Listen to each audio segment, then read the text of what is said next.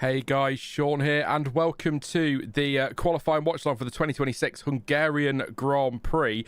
An interesting weekend so far, and a little bit more open than I think a lot of people might have been expecting coming in to this one. I hope you're all okay and enjoying your Saturday. Say hello in chat. It's a bit of a quiet start to this one. Hopefully some more people turn up, otherwise I may have to start rethinking these. But yeah, appreciate all of you, of course, as always. So please do say hi in chat. I'll come and do some shout outs very shortly. We've got lots to talk about, which is why I've gone live about 3 minutes earlier. I know, steady. Track surface stuff to talk about. We've got the FP3 times to go through. Potentially a moan about corner names. Haven't got that far yet. We'll see how we go.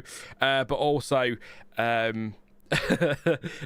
some rumours that has got Sean very excited today. Max has got it in chat straight away. I am very, very excited for these rumours that are starting to sound less like a possibility and more like a probability, which makes some sort of sense. But yeah, very excited for that. So we'll get into that in just a second.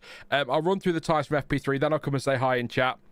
And we'll go from there. But yeah, Lando Norris topped the morning session. That's 3 sessions, 3 different drivers on top, which is fantastic so far this weekend. And Ferrari still in the mix. They had a strong Friday. Always a concern when Ferrari have a strong Friday. They might crap the bed and then be terrible on Saturday, but that's not the case at the moment. So hopefully that speed translates into qualifying, and hopefully it's closer than that.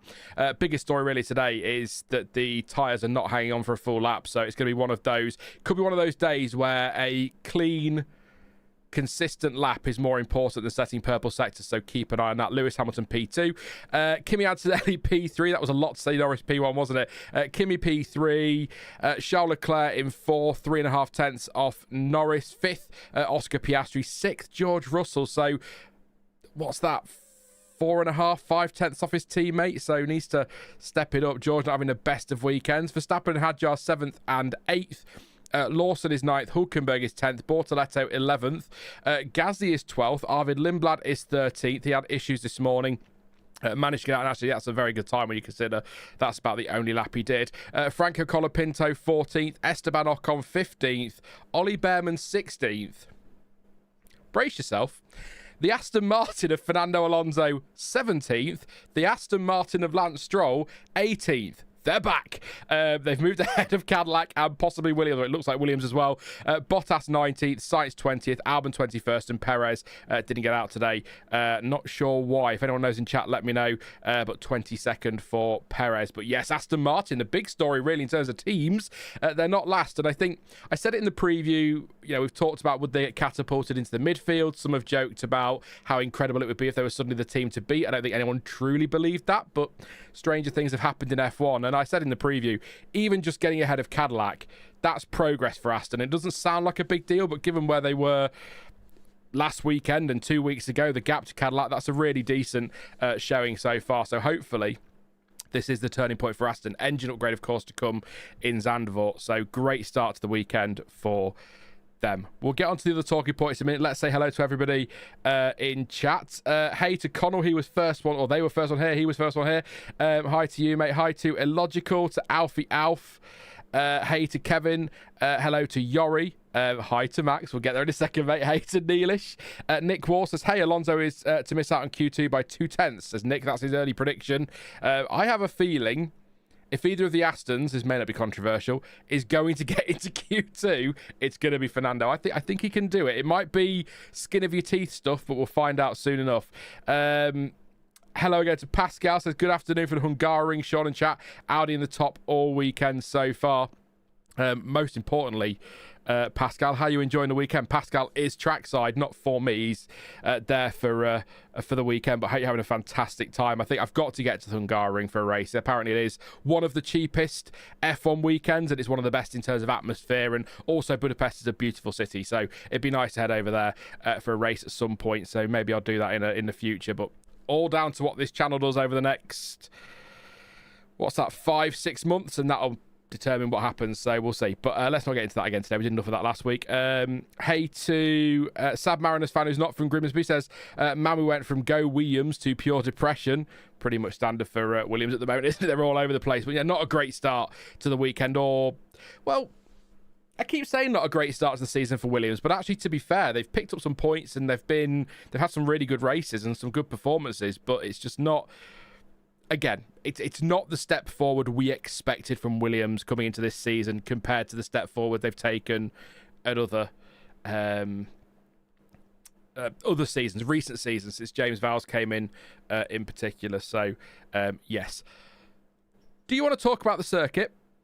Or do you want the track surface, or do you want to talk about the rumours first, chat? I'll let you decide on this one. I'm easy either way. We can get the track surface stuff out of the way if you want. It's only really going over what the race have said, but if you want me to talk about the rumours first, the calendar rumours, then we'll do that first. Connell says rumours, so I think we'll probably go with rumours.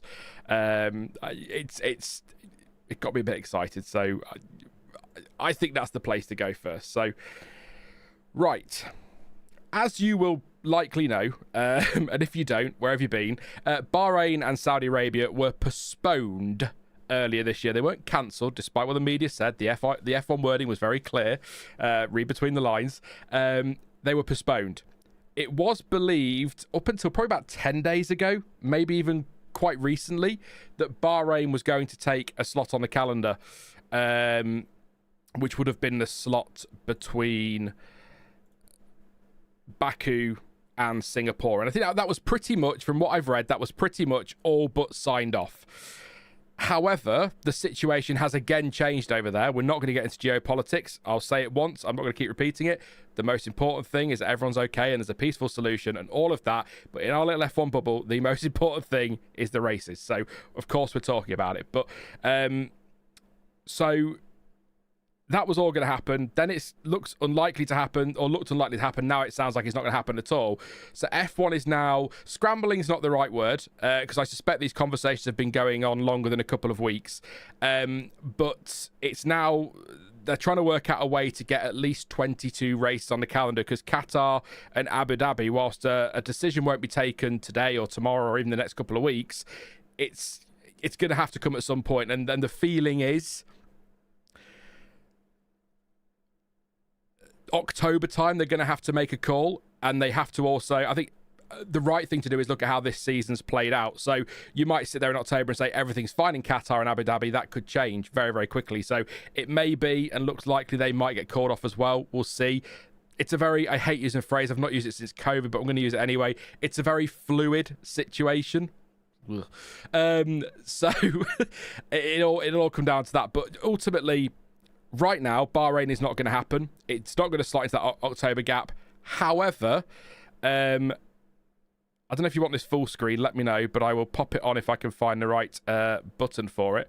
We do have a potential calendar, a possible calendar for the back end of this season. So as it stands today, it is believed that Bahrain and Saudi Arabia will be 100% officially cancelled. Anyone who didn't see that coming... I think we all did, really, if Bahrain couldn't go ahead in October, but that's it. They would be cancelled. Instead, oh my God, they would slot very nicely in between Baku and Singapore on the 4th of October, a return for F1 to Sepang for the Malaysian Grand Prix. One of the best tracks F1 has ever raced at, in my opinion, and one that every single time we talk about the calendar, everyone says, bring back Sepang. Yes, Hockenheim, yes, all of these other great places, but Sepang is the one that everybody really wants to see. So that is where we are at now. Nothing from F1. People in the paddock are chatting away. I've had a couple of conversations. There's nothing that the race have put out there that isn't true. That is the general feeling around the paddock. What's interesting is that I think it's the sports minister of Malaysia has said there will be an announcement on a potential return for F1 to Malaysia tomorrow. Believe it or not, tomorrow. Now that could be they say, yes, we're in negotiations. It could be too early to tell you. It could be it's all a load of nonsense. But there will be something apparently tomorrow from Malaysia, and let's see if F1 put anything out as well. If this all goes ahead, I will be very excited, and I'll be a little bit surprised. There's this little thing in the back of my tiny little brain that is telling me this is bollocks. And I think it's because this is one of those tracks that so many of us want back And so many times we've been teased with a possible return, and it turns out it's nonsense, that I'm sitting here today going, never going to happen. But at the moment, it's looking likely we will get Malaysia between Baku and Singapore. Now, yes, it would be officially a one-off, I'm sure, but Portimao was a one-off. It did 2 races, and it's coming back. Turkey, the return of Turkey. It's Turkey now, isn't it? The return of Turkey, that was a one-off. That's now coming back. The return of Imola was a one-off. That came back for a while, and it may return again. We'll get to that in a second. But it may be, this could be the foot in the door. And with the conversations as well about the Bud International Circuit, I don't quite understand it, but there's some changes to how they, in India, on how they classify, I suppose, the race. It goes to a different department, which means the funding will be less of an issue. So there's a chance that's back for 28. We'll see. That's very early days.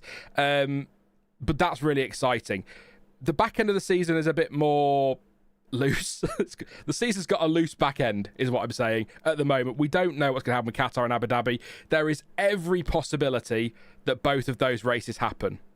However, F1 are working hard on contingencies. Now, originally, Portimao was supposed to be the race that was going to come back and replace Abu Dhabi. So Portimao would be the season finale. We'd do Vegas, week off, Portimao. That would be the season finale. However, the circuit organisers want to make some changes to the track. So I assume maybe some resurfacing, some infrastructure work. They want to do those things ahead of their permanent return next year. So having a race in December shortens the amount of time they've got to get that work done. So it's, the feeling is at the moment, and again, this is a very fluid situation. I hate the phrase, but it's true. The feeling is right now, Portimao won't happen this year.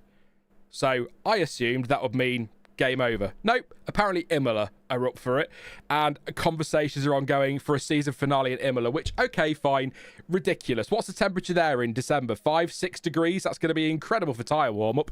It could lead to an incredible weekend, but Imola as the season finale in a year where, at the moment, Kimi Antonelli is favourite for the title, an Italian, and an Italian team in Ferrari have got a great shot of winning the Constructors. What a way to finish the season. Imagine crowning Antonelli Drivers' World Champion at Imola and Ferrari Constructors champions at Imola on a track where they've been on like an ice rink all weekend because it's been so cold. Yes, please, we'll do that. So that's the situation.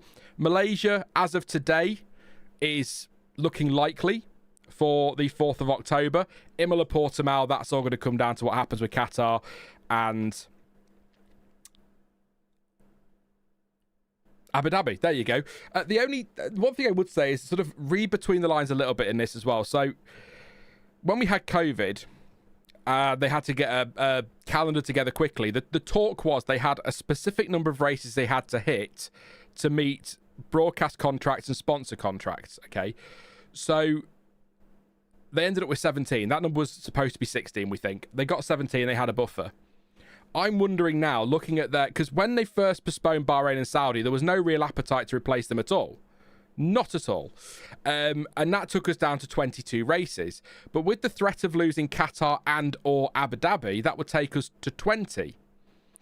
They're going to replace Malaysia, and they will likely they're going to try and replace one with Malaysia, and then they will likely replace one with Imola and or Portimao, sorry. So that's going to take us to 21, would that be? Yes, that would take us to 21, I think, maybe 22. I've lost count now. My head's gone stupid. 1, 2, 3, 4, 5, 6, 7, 8, 9, 10, 11, 12. Yeah, something like that. 21, 22. So I'm wondering if the contract thing is sort of 20 or 21. And because they were starting to get a little bit close to that with the potential cancellations of Qatar and Abu Dhabi, I wonder if they've thought, actually, let's try and get one more in just in case. I don't know. That's speculation. I'm just waffling away, but I'm so excited for this. And I'll tell you how excited I am. I even made you a little Sepang track map because that's all I've done this morning. It's not very good. I don't care. I enjoyed it. So very excited at the prospect of seeing this fantastic racetrack back on the calendar. I'll come to you in chat in a minute, but the reason I love it so much It was a great. It's always seems to have a great race. The weather is variable. You know what's the Murray Walker line? It doesn't come down by the bucket full. It comes down by the ocean full. It really does rain, so that can be a thing. It's also, I think it's the best Herman Tilke track. Some will disagree. I think it is. It was also the first Herman Tilke track of the modern day F1, really. It was the 21st century, great facilities, different style of setting up a track for racing.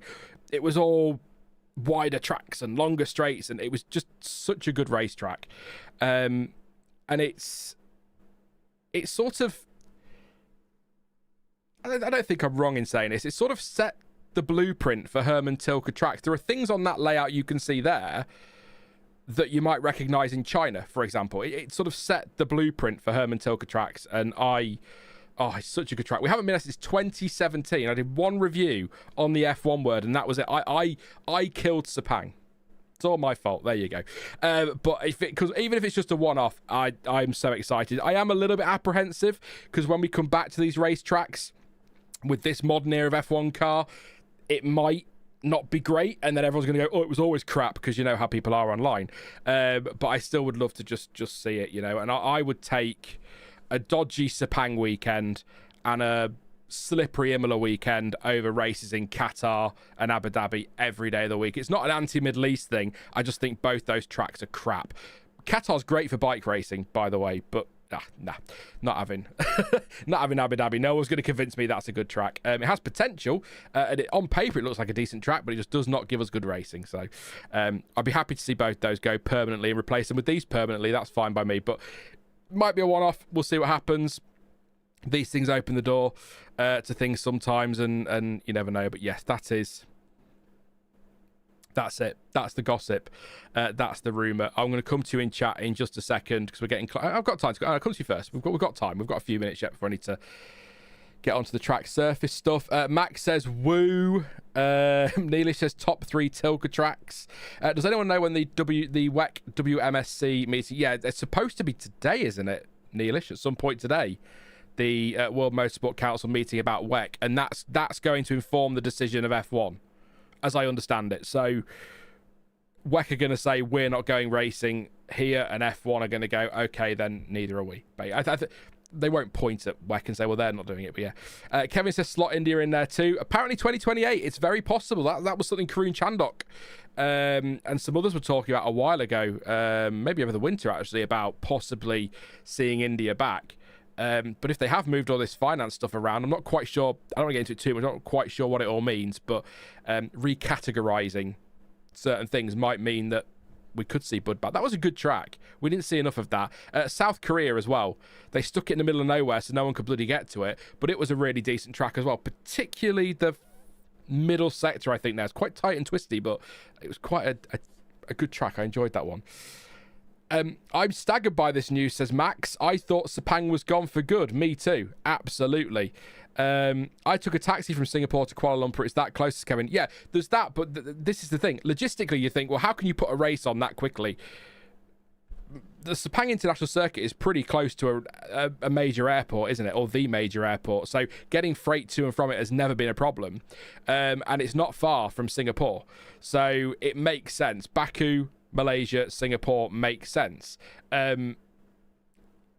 Vegas to Imola, a bit less sense, but at least there's a week in between. But then, frankly, Vegas to Qatar to Abu Dhabi made no sense, you know. So there you go. Average high temp in Imola is 13 degrees in November and 8 degrees in December. That could be great fun. Free says fitted with snow chains. Absolutely. Jay Webb says Imola in December. Finally a wet race this season. It might be the only one. Pascal laughing at Imola in December as well. Don't forget, we had Turkey one year and it was quite slippery. And we had the Nürburgring as well. That was done in like November, wasn't it? At one point it was the Eiffel Grand Prix. We've had that may be it. No, Vegas. Vegas itself, I mean, it's in the desert, so at night it gets really, really cold. So temperatures aren't particularly high in Vegas either, but we still go racing there in November. So, yeah. Imola in December. I tell you, I'd be more surprised at Imola being given the green light for December than Sepang going ahead in October. We'll see. Let's be honest, the only good track of the Middle Eastern bunch is Bahrain, which is actually pretty good. Agree. I think Bahrain is a fantastic track. It wasn't a bad track when it was a day race, but it got better at night for sure. So I really, really like Bahrain. I have no issue with that at all. Ash says, afternoon all. Hey Ash, hope you're well, mate. John says, Sepang! That was my reaction. In fact, I think my exact message to John T and Stuart was, when it was first announced, or when it was first rumoured, I kind of exploded. So, Raikkonen did win his first race at Sepang in 2003, says Pascal. Did I always go back to Sebastian Vettel 2015. The height of Mercedes domination. Nobody could beat them on outright race pace, really. Sebastian Vettel turned up to Sepang in 2015 and won. It was his first win for Ferrari. I'll always remember that. Bias, maybe. John says Jeddah is actually a fun and unique track. Just a shame they made it into a death trap.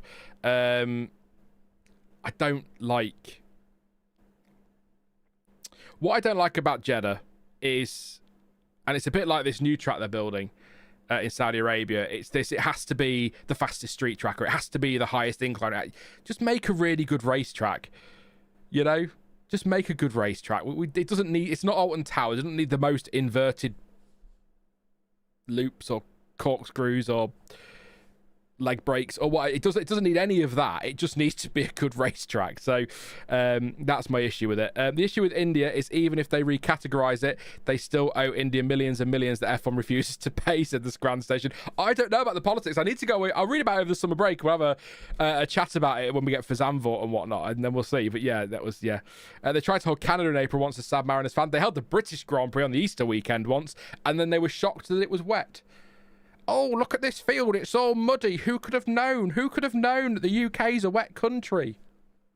Especially in April. Come on, Bernie. That, we're going to get onto track stuff quickly. That, for me, I think that was Bernie Ecclestone trying to screw Silverstone over because they were debating over finances, weren't they, at the time? So, other thing to watch out for this weekend. Not sure if we need to worry too much about it, but the FIA is monitoring problems with the track surface opening up, but hopes a repeat of what happened in Monaco, where the track broke up at the final corner and Leclerc hit the wall, of course, and Stroll, won't happen. We've already seen this weekend surprising slides, lots of lockups, drivers taking unusual lines to avoid the worst of it, especially the bumps at turn 1, with concerns about the surface deteriorating as the event continues. Can you tell I'm reading my notes? Sean's gone to script mode. The race reports that stones appear to be coming loose, and that is causing problems with both a rough surface for the cars to run across and also making things extra dirty offline. If you've been watching the track action this weekend, even despite all the running we've had, it's still an incredibly dusty track this weekend, and it's not usually that's gone by now. So is that something to do with it? I don't know. Drivers have raised concerns to the FIA, mainly in the Friday briefing. George Russell has said publicly, I'll quote him here, "It's really bumpy. You saw loads of people locking up at turn 1 and the track's breaking up in the last corner. People are sort of driving around the middle of the corner and not actually hitting the apex, which is just a bit odd." Piastri, he said the track surface is quite bizarre in a couple of places. In the new bits where it's worn away and they've added in some strips of tarmac, it's quite inconsistent. So, race director Rui Marquez, people always forget his name. I always forget his name. I think that's a good thing, by the way. I think if you forget the race director's name, it means he's generally not being a knob and he's keeping himself out of it. So I think that's a good thing. No further comment. But Rui Marquez and other officials conducted a track inspection on Friday night. The bump at turn 1 apparently appeared to have been a consequence of the transition between the old and new surface not being sort of completely flat. So like a I guess a join, really. Following that inspection, organisers worked to compress the bumps, grind them down as much as possible to try to help make things better for the cars, specifically on the racing line and in the area on the inside where an overtaking car would likely be. The biggest concern at the moment is the surface at the final corner. It's forcing drivers to take a wider line, which isn't the end of the world. These are the best drivers in the world. If they can find a way to drive around it, do it. But I'm not expecting resurfacing to take place between now and the end of the end of the weekend. But the FIA, they're going to keep an eye on it over the weekend. But the race is saying even if it holds together as a surface, there are still going to be consequences for the drivers. So I wanted to bring that up because it'll be important in qualifying when you're seeing locking ups into turn 1 or PK or, that final corner. Yeah, it's just something to keep an eye on because it might affect qualifying today. But the music, got a lot to get through. I can't stop thinking about Sepang. That's the problem. Literally, laying up in bed going, oh my God, Sepang. Yes, please. The music's kicked in, so we're going to get on with the setup for the qualifying session for the 2026 Hungarian Grand Prix. If you haven't already, please do drop a like on the stream and subscribe if you are new. All of that is frankly more critical than ever at the moment, so likes and subs greatly appreciated. If you'd like to pop in a super chat, feel free. I will read those through the session, but I'll always come to in chat anyway, and you can support the channel through Patreon and memberships. I'm looking at member specific and Patreon specific content for later this year, so any support there is greatly appreciated. Like I say, live timing is provided by the amazing folks over at Multiviewer for F1. We've got an update out this weekend, so make sure you've updated all your stuff. Thank you to those guys for allowing me to use these in the timing in the streams. Link in the description if you'd like to download the app. The app is free, but you will need some sort of F1 TV subscription. Access is absolutely fine. So yes, thank you to those guys as always for the first half of this season, and looking forward to the second half, however many races there are. If F1 are listening, don't take the stream down, but 2, if F1 are listening, if you want to do Sepang between Baku and Singapore, that's fine. But if you need some race for the end of the year and you want to do Sepang again, a double header for the final 2 races, I'm fine with that as well. I'll see if Interlagos will do a second race in December. That'll do. Unlikely, but yes, we've got qualifying. This could go any way. McLaren weren't really anywhere. They weren't bad, but they weren't really anywhere, and today they've turned up. I said it at the start, this could be one of those sessions where purple sectors, they're not irrelevant, but a clean, consistent lap could be pole without any purple sectors, so that's going to be interesting. So it's just, McLaren look particularly strong in the middle sector, but I don't know how much of that is tyre management because the tyres aren't holding on for the full lap, so it's no good doing a purple first sector and taking all your life out of the tyres and then losing time through the rest of the lap. You've got to be smooth, you've got to be consistent, so it's going to be interesting, this one. Heard Fuji is a nice place later in the year, says Neelish. Yeah, that'd be cool. Yeah. Trying to think of other tracks we could put there now, Neelish. You've got me thinking. Where do we finish? I mean, to be honest, even if the situation in the Middle East clears up in the next couple of weeks, which I don't think it will, but if it does, still cancel Qatar and Abu Dhabi and give us an ending of Portimao and Bahrain. I'd be fine with that. I just don't like Qatar. If you've ever watched MotoGP or any bikes around Qatar, it's a great track. It's a fantastic track. It's just not for F1 cars. Some would argue Monaco isn't either, but at least Monaco has the history and whatnot. But hopefully December it would be great banter, says Moray, talking about Montreal after Vegas, after a lot of sense. It does make a lot of sense logistically, but you're right, it would be hilarious. And Neelish says, I dislike the drivers moaning about track grip being inconsistent is fun as long as the surface doesn't turn to gravel. This is it. These are the 22 best drivers in the world. I put a question mark next to some of them, but apparently they are, and this is the pinnacle of motorsport. So why just drive around it, and somewhere like Monaco, that's hard because there isn't a lot of space. In Hungary, it's not the widest track in the world, but it's wide enough to take a different line if you need to, so adapt. Obviously, if the track completely disintegrates, then they have to take action. I understand that, but get on with it. Get on with it. And that's easy for me to say. I'm not the one out there putting my life on the line, am I? So, but yeah, I'm just grumpy and old school like that. So yeah, we're about to get going. We're 30 seconds away from the start of the session. I think I've got everything synced up, so we should be okay today. But we're ready for green light. Don't forget 4 straight mode zones here, which surprised me. I'm quite surprised the one between 11 and 12 was the one that surprised me the most. But we'll see how we go. We'll see how we go. Nobody queuing at the end of the pit lane. Here we go. Sainz on his way down there. 10 seconds to go, so they're just getting on with it. So Interesting. Now they're starting. There we go. Here we go. 5 seconds to go. Qualifying for the Hungarian Grand Prix is go. We are go, go, go, go. Let's see who's going to get pole. We'll do predictions before Q3 once we know what the top 10 are. But my prediction for this one is we get one Aston through to Q2. Alonso ends up 14th or something like that because he's just that good. Ash agrees. Just get on with it. Yeah. Chauncey says, here's a plan. Adelaide Street Circuit is still in use by Aussie Supercars and has their final race on the same weekend that Qatar is scheduled. There you go. Push it back. Have a season finale. I tell you what I'm intrigued by. I just want to wait for these laps to start. I am intrigued by what F1 will be thinking for next year. I know we're only in July, almost in August. And we've got the rest of the season. We've got bloody Christmas to do. We've got testing and all of that. But I do wonder at what point they're going to have to make a decision about the start of next year if the situation remains as it is now. Because Bahrain kicks the season off, doesn't it? So are we going to have to rejig that? It's going to be... I think they probably have to make that decision before the end of the season, wouldn't they? So, I mean, we'll see. I mean, that's way off yet. Let's just focus on Sepang. If everyone just sends positive thoughts about Sepang, it will return. I promise. If you don't, I want to know who you were. We'll have to have a conversation. Yeah, a quiet start for qualifying. Bottas, Sainz, Albon, Stroll, Fernando, Alonso out on track. Throwback to testing in Jerez, says Neelish. I mean, raced at Jerez in 97, didn't we, where Villeneuve cheated that time. Yeah. Hey, Tim. Hey, mate. Hope you're okay. Having a good Saturday.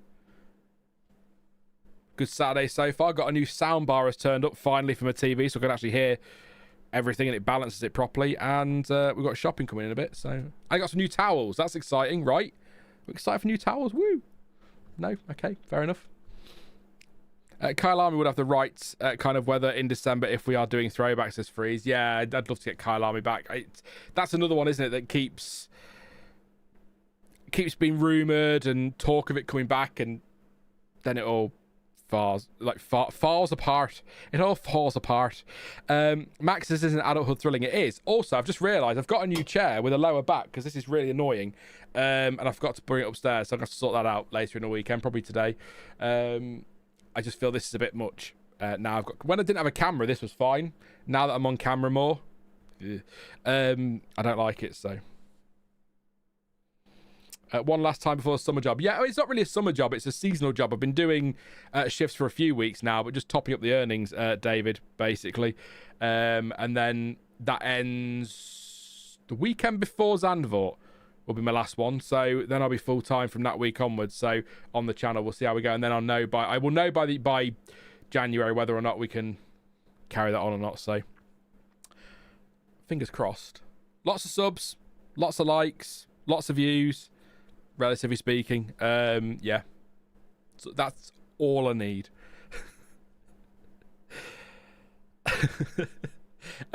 Sorry, that's it. Just viral videos. That's all I need.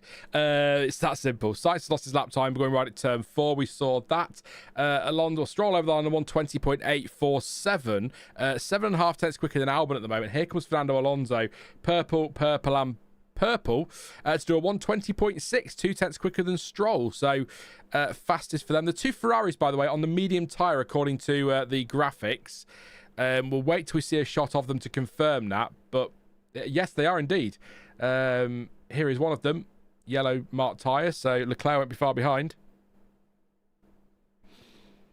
As a 22-year-old, the joy of my clothes washer drying is unmatched by anything my youth could give me, says Connell. I get it.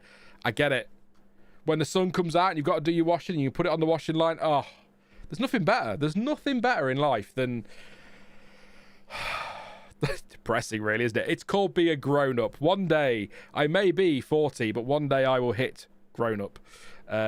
Hopefully before it's too late. But yeah, Lewis Hamilton comfortably quicker, by the way, in the first sector. 8 tenths up on Alonso.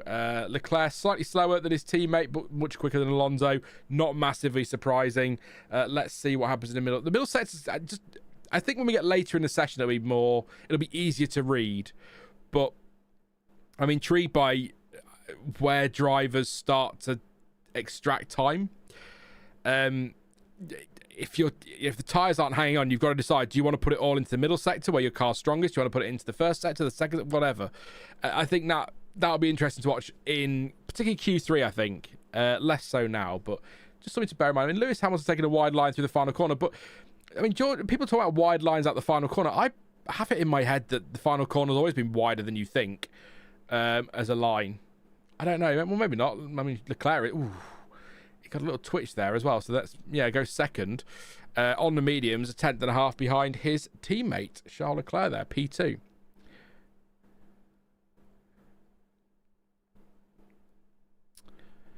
It's, I know, 7-3 basis, new towels, 4 of them. Oh, amazing. Towels are not something you replace all that often, so it is quite a moment when they arrive. Apparently, we've gone for purple ones for reasons. There you go. Because the bedroom is purple, so that's probably why. Kimi Antonelli not being Leclerc's going to lose his lap time here. 1:18.878 for track limits at turn 3. Turn 3. How's he gone? Well, it's not gravel there anymore completely, is it? Let's have a look. Antonelli's going to come through 3 now. Oh, yeah. They've got that runoff. They used to be gravel there, I'm sure they did. Not recently, but I'm living in the past. There's Antonelli. Antonelli, 4.1 seconds down in the first sector. He's backing off, he's not letting the Williams go. So we'll see what George Russell can do. 27.7 for the Ferrari. So I wonder, are they doing 2 prep laps at Mercedes then? They must be doing 2 prep laps.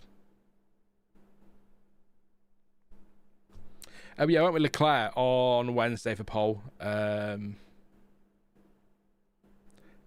I'll not say that. Well, yeah. Verstappen and Hadjar, they're on their laps. Verstappen's not. Neither Red Bull has been. Verstappen was in FP1, wasn't he? But since then, not been right towards the sharp end. Bottas and Perez 5th and 6th, stop the count. I'll take that as a grid, by the way. Actually, if we lose Hamilton, put Alonso P1, Stroll P2, then Albon, Bottas, Perez, then the leaders. That'll be fun tomorrow, wouldn't it? But not an easy track to pass on, by the way. It's not Monaco, so you can overtake, but it's not the easiest. So qualifying position is important. I mean, it is important anywhere, isn't it? But I'll shut my damn mouth. Max Verstappen's the 1:18.656 and goes fastest. Granted, the Ferrari was on the medium, but still, Hadjar goes 3rd, about a 10th of his teammate, just under.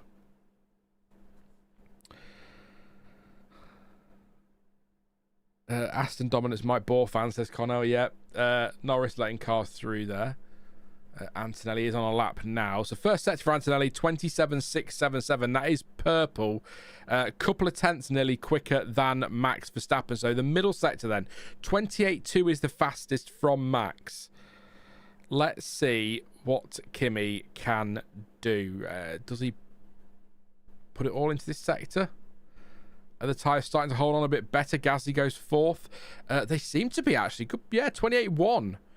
So a tenth quicker again. So he's nearly 2.5 tenths up, a quarter of a second up at the moment overall. So maybe as Leclerc goes 4th with another lap, maybe they are holding on better than I thought, or what they look to be in practice. The track doesn't look as dusty either. We've had an F2 race since FP3, so that might a little bit dusty on the final corner there on the exit. But yeah, there you go. And he's slower though, so he doesn't go purple in the final sector. So 3 tenths down the final sector, a bit wide in the final corner, but I do. Yeah, tyre's not holding on then. Interesting. Yeah, John T's put it in better words than I could. Says this is all about choosing your dump sector to go slow and then blitz the other 2. That's what we saw in FP3. That's a good way of wording it. They weren't writing sectors off, but they weren't putting everything into one sector. But then the other 2, they were giving it everything. So it's going to be that lap from Antonelli kind of confirms that. Purple, green. Lost a lot of time in the final sector. So these are good sessions. If you can't have a wet to dry or a dry to wet qualifying, then actually the best ones are the ones where the tyres don't always hold on, and they've got to work it out, haven't they? The dump sector, John T. But I like dump sector. Sounds weird, but I know exactly what he means. Norris through the final corner. That's Piastri, over the line in P5. Just done a crofty. That wasn't. This is what I mean. Norris is nearly 6 tenths up in the middle sector overall on Verstappen. On the lap overall, but 2/10 up in the middle sector. So let's watch his final sector. If he goes purple, purple, purple, and maintains that gap, McLaren might be a big threat this weekend. But yeah, he loses about, 3/10? But he's 4/10 quicker overall. But yeah. Some Lando Norris fans are getting overly excited in the grandstand there for P1 in Q1, but sure. Bortoleto loses this time as well, by the way. He's down to last. He did a 19.4, which was enough for... just behind Hulkenberg, wasn't he? Here is Alonso. Alonso goes 12th on a 20.2. Here is Lance Stroll. A lot of dust on the exit there. Goes 16th, sorry. We could have 2 Astons at the moment, would be through. We've still got 7 minutes to go and lots of laps. And I think... are we thinking track evolution is going to be a thing? A bigger thing here than maybe we thought earlier in the week? With the dust clearing and obviously rubber getting laid down. But track evo is generally quite moderate, so... but this is fascinating. Where have McLaren come from? Well, Woking, but you know what I mean. Connell says, good lap. Great lap. Again, he was 2/10 down in the final sector to Verstappen, 3/10 down Antonelli. Fast and Antonelli, 2/10 down on Hamilton. A little bit slower than Hadjar, about the same as Piastri. So his first 2 sectors for Norris.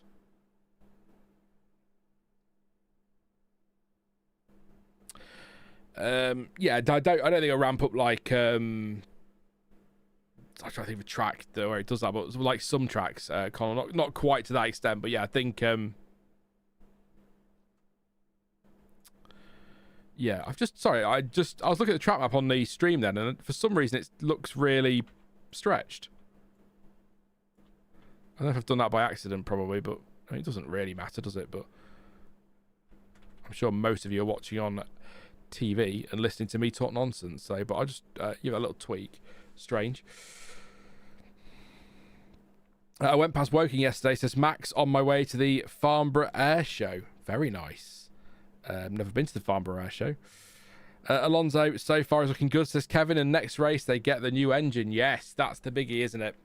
Apparently the vibrations came back briefly this weekend as the cars all returned to the pits. So that's of concern for Aston. So they'll be hoping that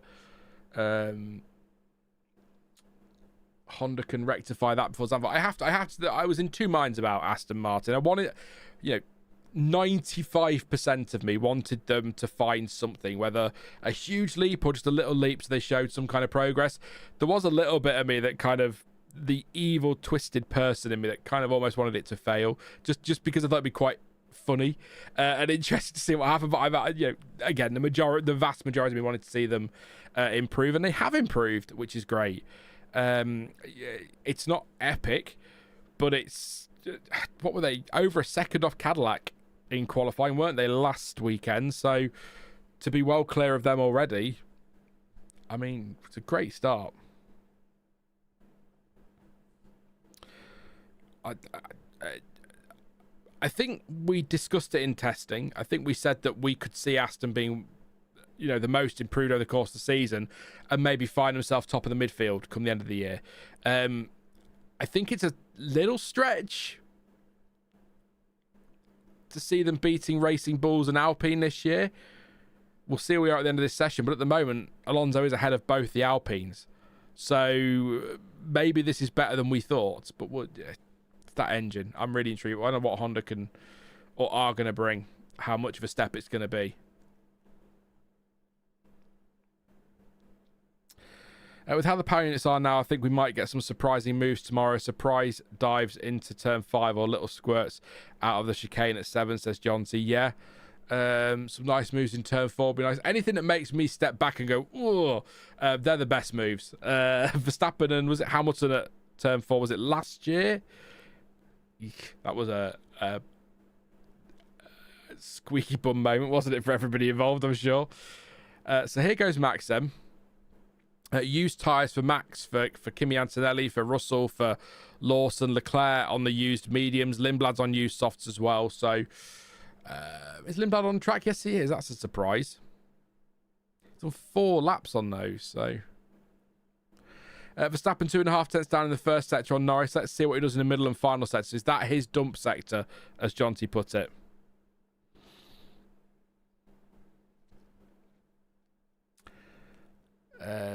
Yeah, they've named all the corners. Croft is mentioning it now. They on British TV they only seem to be saying one corner name, which isn't surprising at all. You got PK, Hamilton, Spring, Mansell. I can't pronounce this one. Turn 5. I'm not going to try because I'll offend somebody. 6 and 7 is driving centre. Turns 8 and 9, by the way, have the best name: Buddha and Pest. The Danube and Senna are turn 10 and 13, and I can't pronounce 14 either. I'm going to go away and learn those properly for next year, so I'm not going to embarrass myself on stream. But yeah, they've got some names, which is cool. But I still call them corner numbers because it's just easier. So Antonelli, yellow, and green. So he's gone for the final sector there and does close the gap to Norris to just under 0.3 of a second. Lots of times improving out there now. The drivers improving there. Russell only 6th. George isn't here this weekend, is he? He's not switched on yet. He's not... What's the word I'm looking for? Turn 5 is Mogyorod. Moyorod will be my... There's going to be an accent in there that I can't do, and I'm just going to run away now. I'm going to run away. I'm running away from it. I'm going to leg it. I'm not doing it. Colapinto's lost a lap time. That might put him in trouble. No, he should be okay. Here's Ocon. He goes 13th. Behrman. Is he going to beat his teammate? He doesn't. He goes 14th. The projected knockout is a 120.1. So everybody is in bother, really, from Ocon down. Lindblad goes or stays 11th. Lawson is going to be next across the line. Then it's Hulkenberg. Lawson stays 10th but does improve. That's important, but they should be okay there, the Racing Bulls. Here comes Hulkenberg goes 6th on an 18.796. Cracking. I can hear Pascal. I can hear him in the crowd cheering that one. Bortoletto P10 at the minute. Bottas twitchy out the final corner. He stays 21st. Perez...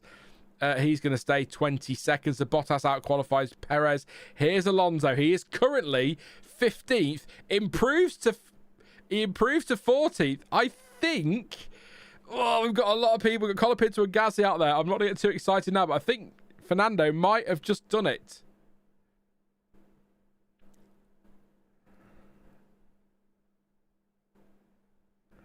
I want to stay away.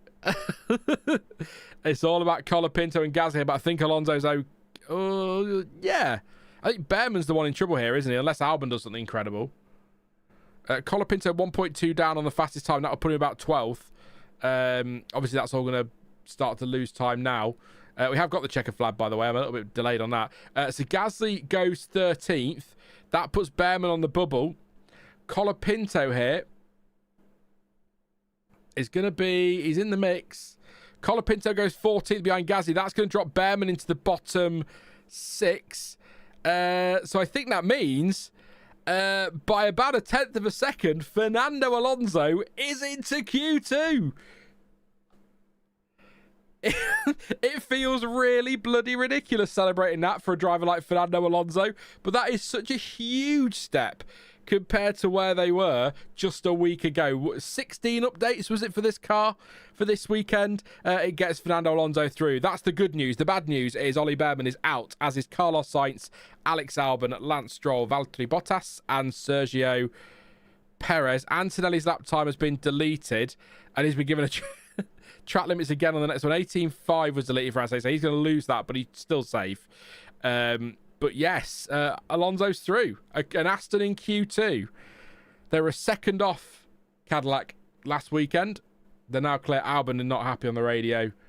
Asking why the balance is changing so much.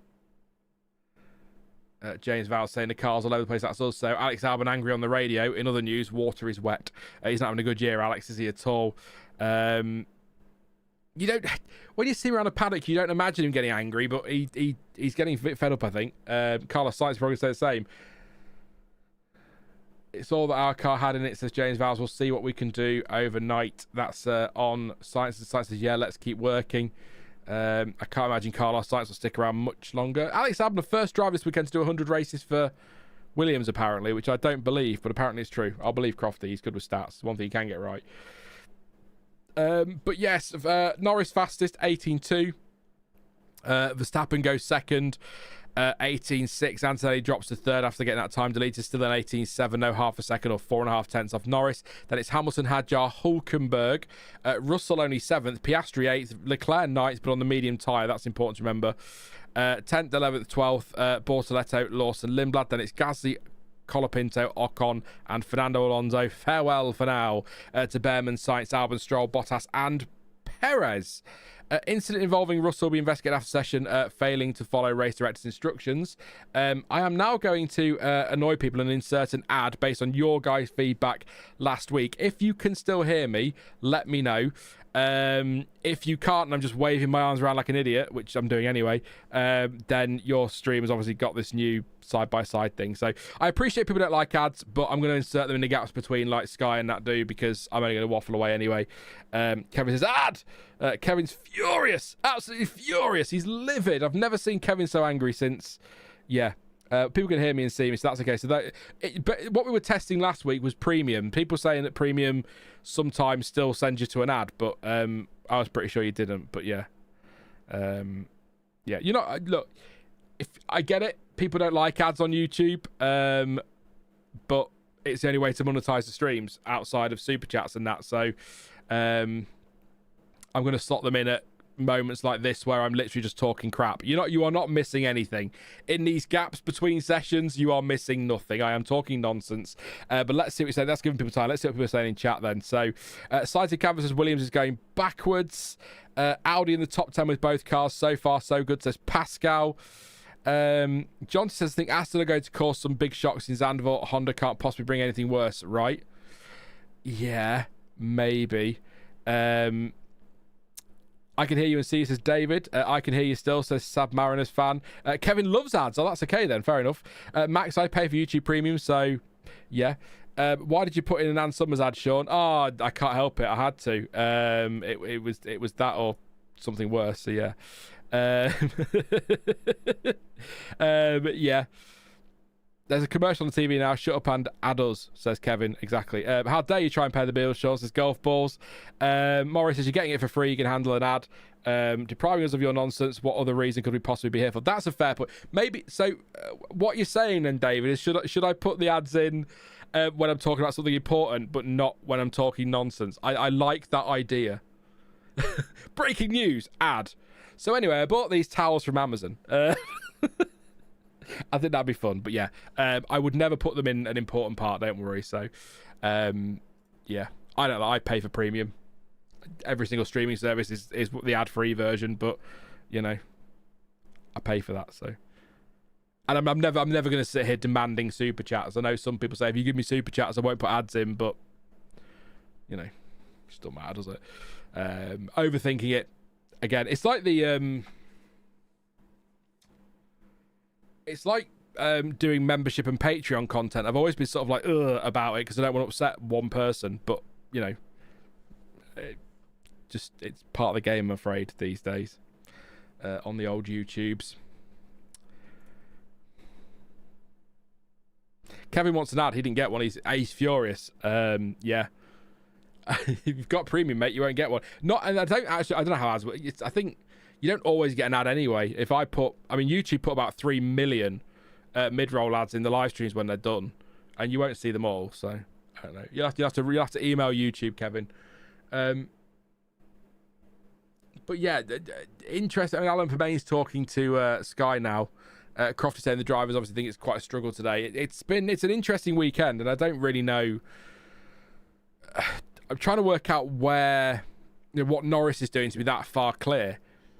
And it seems to be that he's pumping in the first, and I mean, the first sector he was 0.3 quicker than Verstappen, then 0.2 quicker in the middle sector, but then 0.2 slower in the final sector. So you can see he's losing time over the lap, but it seems that first sector seems really strong for McLaren. So, and they're not running their new flippy wing, are they? They're saving that for Zandvoort, which is interesting. So we're green for Q2. Ready to go once again. Maybe Hamilton could donate some of his 40 million a year to you, Sean. Yeah. Or the Strolls could start paying me again.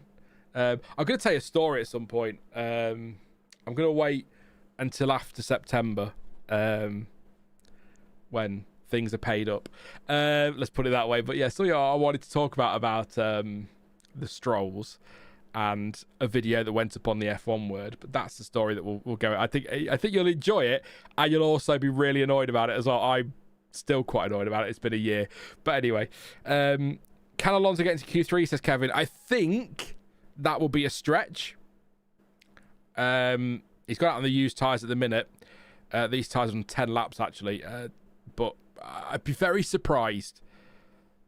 But stranger things have happened. I'd be very much down for Fernando Alonso in Q3, but if he can pip 1 or 2, if he can end up 15th or 14th, something like that, I think that is an exceptional turnaround.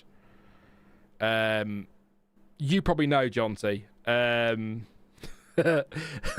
you used to get all of it, and you used to. Jonty's laughing now, said you still get all of it. You got a massive rant from me last Monday, didn't you? Because I lost my bloody mind again.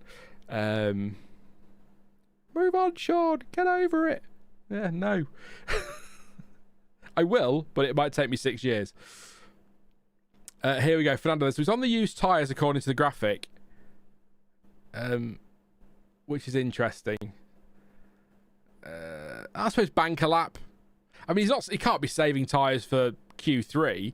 So whether Aston want a soft tyre for tomorrow, perhaps, or a couple of soft tyres for tomorrow, maybe. Safety cars are not as common in Hungary as you'd expect, so maybe that's not going to be a factor, but I can't think why else he would go into... my skybox is going to shut down. There we go. Sorted. I just missed it all.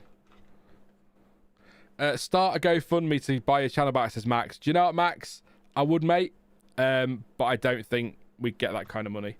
So I'd have to reveal how much that was, and then that we wouldn't reach it, and I'd look stupid at the end of it. But I appreciate the idea, though. Hillbilly Reefer, I'm thinking 17.3 for pole. I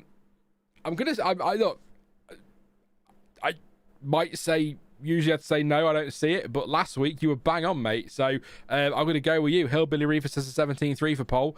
I'm going to go with it. Were you 0.2 too slow in the end, and we thought you were going to be too quick last week? So yeah, purple and purple for Fernando Alonso. No great surprise. Nobody else has actually set a lap yet, but 120.6 is not going to be enough to get through. That is for sure, unless the rain falls now. If you're going to rain, do it rain when Ocon, Lindblad, Lawson and Bortoletto and Hulkenberg got their laps in, then chuck it down, but no. I joked to Sean that we should start a react channel of me and him, says Jonty. Call it Grumpy Brits or something. I bet you'd watch. You joked. I took that as a serious suggestion. I was like, yes, let's do it. We'll just sit and react to stupid things because we were slagging off the World Cup half-time show, weren't we? 100% I'm up for that. It'd be brilliant. Split the money if there is any down the middle. All done. Be great fun. Understeer must really hurt at this track because Alpine are not quite in the mix anymore, says Neelish. Yeah, Alpine, well, a bit anonymous, but then so are McLaren for a little while. Now they appear to be one of the favourites there for pole, so things can twist. The channel idea that Jonty's suggesting is basically what we do when we're not live and we're talking on Discord or when we're chatting in WhatsApp. It's basically, oh, kids today. Oh, I'm so grumpy about everything. Oh, Radio 1's just noise. It's basically that. Statler and Waldorf. But worse. Here we go. Then Verstappen is going to go fastest here. He's got a nice fresh set of soft. Well, yeah, I'm looking at the wrong thing. Yeah, ignore me. There you go. Fresh set over the line. 18.241. So we're going to need to lose about a second if we're going to get to the 17.3 that Hillbilly Reefer has suggested. So yeah, we'll have to. We'll see. Hadjar. Oh, Hadjar's round at turn 12. Round he goes. Got it all wrong. Oh dear, that's ruined some laps. He's sort of gone in hot to turn 12, bit too late, a bit too deep. He's caught the gravel and it sent the car around. He's got going again now. I wonder if there's any gravel on the track down there. There could be an issue. Norris is coming through there now. There was not yellow, so he can keep going. Oh yeah, definitely be bold. I'd rather you a bold Hillbilly Reefer than boring, mate. Yeah, sorry, Schumacher. 118.9 for Leclerc. That's on a fresh set of softs. Well, this is Norris is on a used set, and he's 0.3 down of Verstappen. Leclerc's 0.7 off Verstappen on a fresh set of softs as well. So, and he wasn't caught up in the yellows, so I don't know what that is about. Lindblad just slotted in between Norris and Leclerc very nicely, so I want to see not any issues for Leclerc's lap, maybe. Here comes Piastri, 5th fastest on an 18.9. Then we've got, this is Ocon in his Spider-Man helmet. Need to see if my sister wants to go see Spider-Man when it's out at Le Cinema. That's about as French as I'm going to get. Antonelli's next across the line. Does go fastest, 700s quicker on a fresh set of soft tyres. So 0.4 back to Norris is on a used set. Yeah, Russell got the yellow flag thing, so he lost his time. We knew that. That's an automatic thing.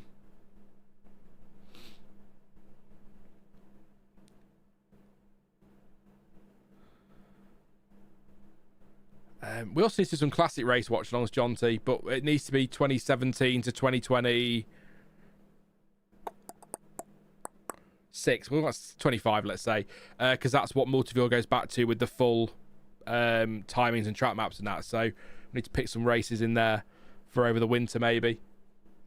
Maybe one in the summer. We'll see how we go. I want to see. I need Leclerc's on board because I don't know if he got the yellows or not. I've got no grip, Bono. Like, I don't know. We're doing something wrong with the tyres. I have 0 grip. He's quarter of a second down Hamilton at the moment.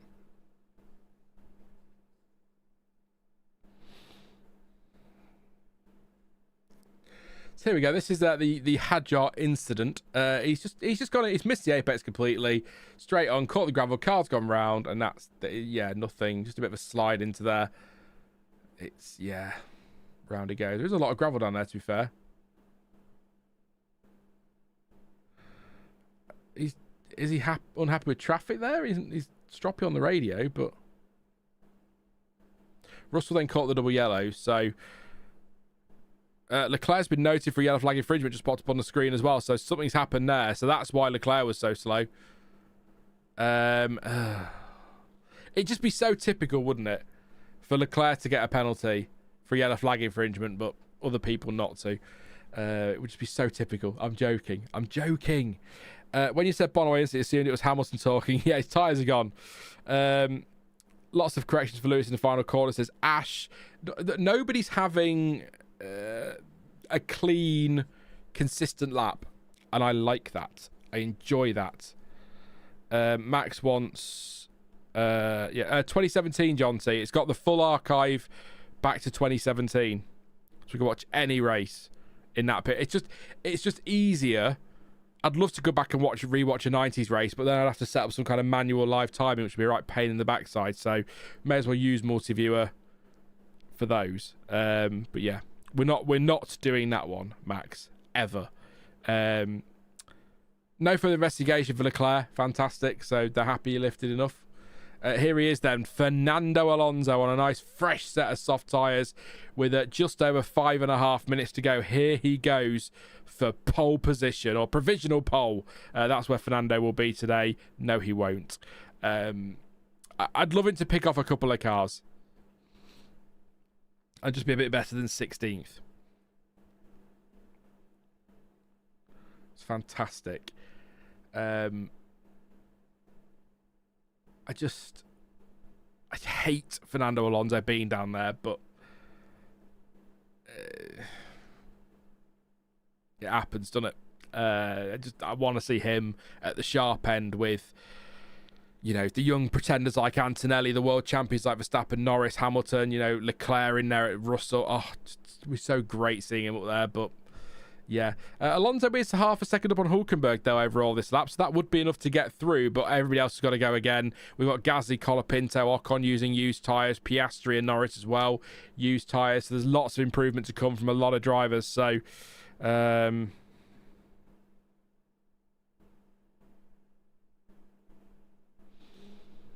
he goes 10th. Fernando does go 10th on a 19.8.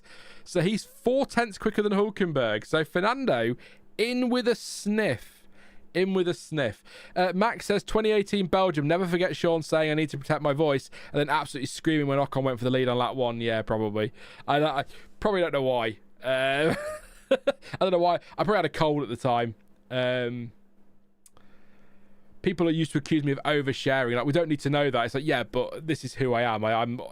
I'm very open. I say things. I often get off streams and go, why did I say that? That was stupid. Why did you say that, Sean, you idiot? But, you know, that's me. You ask me a question, you'll always get an honest answer. If I can answer it. Simple as that. So, I'm not... This personality, if you want to call it that, on stream, this isn't a YouTube personality. This is me in real life. Sarcastic, a bit of a dick, just loves F1 and loves talking to people. So as Jonty can vouch for. In the muffin there. Hadjar 1.2 seconds quicker than Alonso. Not shocking in the middle sector, but purple in the middle sector, sorry. So he is on one here, Isack. Round the final corner. What line is he taking? Yeah, he's a little bit wider through there, but again, it doesn't look unusual. Flippy rear wing on the Red Bull. There you go. And he goes fastest by a 17.872 or a 17.872 by half a tenth, let's say. Just over. Just under. Whatever. So what can... If that's what Hadjar can do, what can Verstappen do? Not to take anything away from what Hadjar does, but Verstappen's 600s down in the first sector. Oh, a little correction through what is turn 5. Then he's got the chicane coming up. Then we're going to go through Buddha and Pest. Antonelli's lap time 1:18.178 has been deleted. They're so slow with these deletions today. Antonelli, though, breaching track limits. Again, breaking news, water is wet. That seems to be his weakness, doesn't it, if we can call it that. Piastri goes purple in the first sector. The track is getting quicker, says Norris. Verstappen possibly disagrees. Let's see what his final sector is. He's yellow and yellow. No improvement. It is a used set of tyres for him and Hamilton and Russell, and it was for Hadjar as well. So here goes Verstappen. No, not a personal best, but still stays third. On the bubble is Alonso. Oh, do you know what?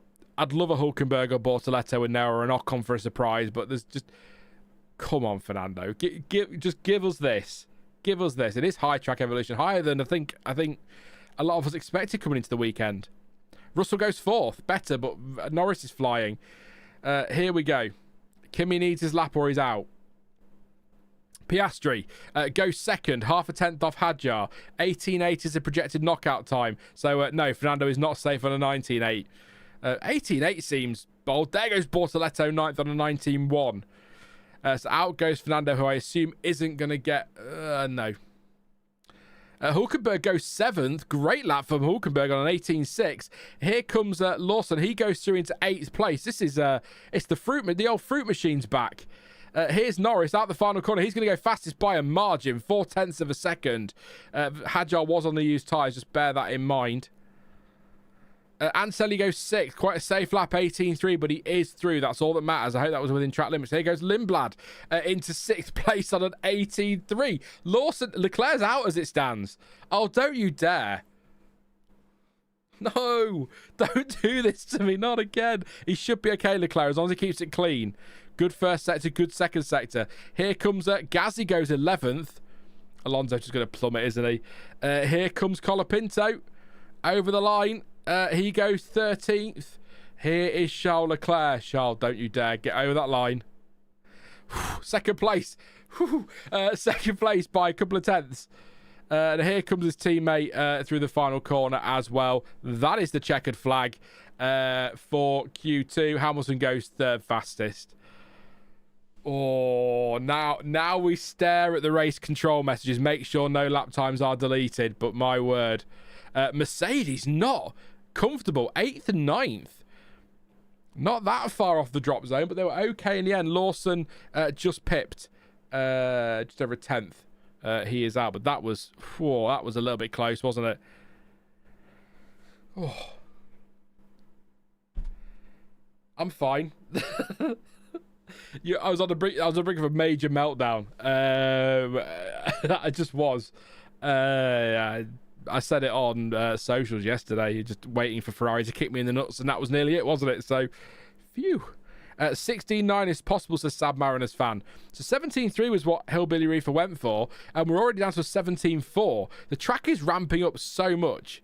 It really is.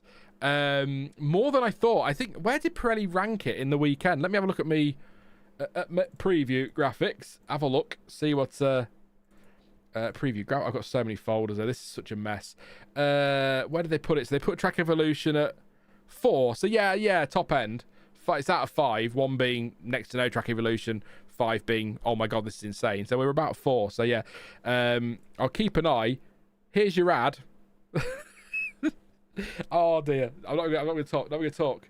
Don't like it. I appreciate it, but you know, I'm not saying anything. In fact, I'm gonna have a drink. There you go. Could have put some juice in that. Can I look at that? That's so weak. So weak. Oh, my word. So you're missing nothing. There you go. Hi, Red Raven. Hello, mate. How are you? Are you having a good Saturday? Enjoying quali so far? It's been unpredictable. Except Norris is top again, so maybe not quite so unpredictable. But yeah, it's been fun so far. Neely says what's happened to Bortoletto 14th. We'll see if we get any replays. Nobody... Yeah. My driver is also called Bort. Oh, Ash, that reminds me of... Oh, Ash, that reminds me of The Simpsons. Bort? Come along, Bort. I'm sorry, you're talking to me. Sorry, whatever. Hey, Craig. How you doing, mate? Hope you're okay. Hydration break, fine by me, says, yeah, Mecronos. Yeah. I like that name. The side view ad says Gingerfest. What ad did you get? Was it another Ann Summers one? Was it something more interesting? Was it an advert for about the only terrestrial, let's call it, TV show that Sean watches that's back tonight, The Hit List? Oh, love that show. I don't watch a lot of normal TV, but I love The Hit List. Screaming at the TV. It's great fun. Terrestrial TV. All right, Grandad, calm down. Durex for Max. The side view ad seems to be skippable, so only 5 seconds is nothing, says Gingerfest. Ash says I had a side-by-side Domino's ad. Other pizza places are available. Yeah, but is there a better pizza place than Domino's? I haven't for ages. Many years. Yes, it's back tonight, Jonty. Oh, thank God. Jonty's on my wavelength. It's all right. Great show. It's one of the few shows I'm good at. It's a celebrity edition, so it's easier, but, you know. Yeah. Anyway, enough of that. Gladiators will be back in the new year as well, which will be fun. But yes, looking forward to that, and looking forward to this Q3. So come on then, chat. One name, or you can do your top 3 if you like. Who's getting pole? Who's it gonna be? I am going to stick with my Wednesday prediction of Leclerc officially, but I have a feeling Norris is going to nick this. I think it's going to be close. We did a couple of the YouTube quiz shows, didn't we, Jonty, when you came to stay, which has become like a moment of cultural significance in our household. The weekend Jonty came to stay. We had oatcakes. It was very nice. We drank a lot of beer as well and went to a dodgy pub, which I've still not been back to. Because if I'm not safe there and don't feel good there with Jonty, I ain't gonna feel that good there on my own. So yeah, I ran away from that one, mumbling away. Yeah, I'm gonna go with Leclerc. I have faith. I have faith in Ferrari. Faith which is just slowly dwindles. Yes, Leclerc did get caught up behind Hadjar there with the incident, so that explains that one. But yes, enjoy a good music quiz. Just anything I can shout out songs at, great. There's a chain near me which does an incredible one, but I do like a domino, says Ash. Yeah. Although Domino's isn't what it was since they got rid of the double decadence base, I think. When I were a lad, it says Golf Balls, we had adverts for the new fangled Nokia. Newfangled Nokia. I got their Golf Balls. I got there, mate. We got there in the end. Honestly, it's amazing you still have faith in Ferrari as a Sad Mariners fan. It's all an act. It's all fake. I can't have faith anymore. No, I can't. I always have faith in Ferrari, and I always am left incredibly disappointed. But yes. Fangled. For newfangled Nokia, yeah. Nokias that still to this day probably work absolutely fine. Not on a network, I suppose, but... right. Yes, please do drop a like if you haven't already and subscribe if you're new. Live tomorrow for the race reaction with Stuart, definitely. Possibly with a pre-race stream, although I'm still not sure on that. I might do that from when I go full-time in Zandvoort, because it's sort of... probably makes more sense to just go for it then once I've had a bit of time to think out how I want it. I don't want to just go live tomorrow and go, right, how are we going to do this? I want to know what I'm doing. So it doesn't matter. But I've got Stuart with me tomorrow for the race reaction. That's Chamber, if you are interested. A.K.A. Chamber.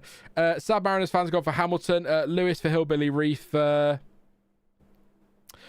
says, I appear to be one of the only 3 people in the UK who have never watched the Traces. I've never watched the Traces either. Kaori says Lewis Hamilton SLH, so Sir Lewis Hamilton or Norris as we go green for Q3. Sighted Canvas says Lando to steal it, I suspect. Morey's gone with Ham, Bottas, Verstappen. Bottas could do it. He may have to break some rules, but there you go. Hamilton pole, Hulkenberg P9, says Pascal. Battle for that 9th place is Hulkenberg Lindblad, isn't it? So that should be fun. Norris, Hamilton, Verstappen, says Ash. Lewis had a scruffy lap and did a 17.8. I think he has a lot more left. Yeah, 33.10. God, 33.10. Has Lawson got the updates that Lindblad got last week? I don't know, Harati. If anyone knows in chat, do let us know. Yeah.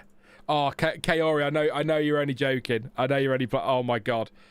I'm not gonna say too much. I had a comment yesterday or the day before from some absolute moron who accused me of racism because I didn't put Lewis Hamilton ahead of Kimi Antonelli in the thumbnail, and I always put him behind drivers. And a quick 30-second check on the channel could see that the 3 thumbnails that Lewis Hamilton has featured on this season, Lewis Hamilton was front and center of 2 of them. So absolute nonsense. And that comment was like, put some respect on his name. It's like, well, no, I won't actually now. But like, come on. Jesus. If you're going to accuse me of something, fine, whatever. And ideally not that, because it's bollocks. But at least do some, have a look through the channel. Is this the first thumbnail with Hamilton on? No, it isn't. Oh, look, no, maybe I'm wrong then. No, didn't think so. You classic idiots. It's the world we live in now. Nobody bothers to do any bloody research on anything. They just see something they don't like and have a paddy. I wasn't angry. I laughed so hard at it, and I was just like, well, whatever. if that's what it is, that's what it is. I'll just not put Lewis Hamilton on any thumbnails anymore. But I've said this before. When I put Hamilton on a thumbnail, I always get comments, positive and negative. Nobody else. I never get questioned about any other driver on any thumbnail. But that's the interweb for you. So. Yeah, whatever. Like I said, I wasn't angry. I was just kind of like, that is absolutely so stupid. Yeah. You can see down at turn 1, back on the topic, you can see there have been repairs down there from the week during the weekend where they've been trying to fix that issue. But yeah, I know as well, before anyone says it, don't feed the trolls. I know, but it wasn't a troll. It was just a stupid comment from an idiot, and I'm going to call it out when I see it. Again, I'm not the kind of YouTuber that's going to go, oh, never mind. I will call people out if it's something like that. But yeah, I mean, just if anyone thinks back a while ago, actually. A few years ago, it was an Albon was still at Red Bull. So what year was that? 2020, 21, somewhere around there. 2021, yeah. Somebody sent me a comment about they didn't like my thumbnail with Albon on and didn't like that I'd quoted Christian Horner as it's his seat to lose, and they went mad at me and, oh, I hope your whole family dies and suffers with cancer, and then when they've gone, I hope you get it and you die of it as well. And I was like, okay. I shared that on social media, and the thing that annoyed me more than anything was that a lot of people who followed me were like, oh, you shouldn't share that, the guy's clearly got mental health issues. I don't care. I will support anybody with their issues, but if you're going to send something like that to me, I don't care what's wrong with you. Get lost. I will share that, and I will embarrass you. I do not care. I'm sorry, I'm not. It sounds terrible. It really sounds terrible, I know. But if you have a problem and you need help, ask for help. Jonty and I supported a lot of people after the Antoine Hubert crash. A lot of people reached out and we talked to them and supported them through that. Happy to do that, but if you're going to send something like that first, don't expect me to care what's wrong with you, because I don't. That's who I am. I'm sorry. Anyway, back to it. We've got just while we're filling the laps there, could put an ad in there, couldn't I? There you go. Save myself the headache. But yeah, no. I think the point I was making there is I've suffered far worse comments than the one that I got the other day, which was just quite amusing to me. It's such a reach as well. But yeah, anyway. Back to 2026, having ventured back 6 years for no apparent reason. Max Verstappen on a lap, obviously. Everybody on fresh tyres except Hülkenberg and Hadjar at the moment. Lindblad is on track. I thought he might have stayed in the pits, but no, he's obviously got a set of tyres to use. So, absolutely hillbilly reefer. Absolutely, mate. Completely agree. But, anybody out there needs support and I can help, I will always try. But, yeah. Russell does nothing, gets pole, just watch sheer spite, says sighted canvas. Absolutely. I'm pretty sure you have worse comments on the Why is Hamilton hated video. Yeah, well, Norris is going to go fastest. So if Verstappen goes fastest for now, then we're going to get Piastri over the line, but Norris is on one again here. Piastri 1:17.6. Well, tell you what, actually, this is Hamilton's gone purple in the first. Two corrections in the final corner. For Norris over the line by 3.5 tenths, he goes quickest. Hadjar and Lindblad next. But yeah, that video's hilarious, Sad Mariners fan, mate. So bloody funny. Oh, you're making it up. No one hates Lewis Hamilton. Nobody hates him. Comment underneath. This is why I hate Lewis Hamilton. Just read down. Just read down one comment. People are telling you that they hate him. I don't think he's not as disliked, is probably the better word, than he was when I made that video, but I still think there are people who really don't like him, and that's fine. As long as you dislike him for the right reasons, if you follow what I'm saying. You don't have to like everybody. Over the line goes Hamilton, 1:17.2, a tenth of a second. You can hear the cheers from the crowd there. Come on, Charles. Charles, for God's sake, I want a predictions point, for goodness sake. Here comes Antonelli, only P4 for him. With Hamilton, Norris, Leclerc, Antonelli. Here comes Russell. I'm with sighted canvas. I've just got a feeling here. No, only 7th for Russell. I thought they were going to 16.8 or something. We'd all go, oh, great, George.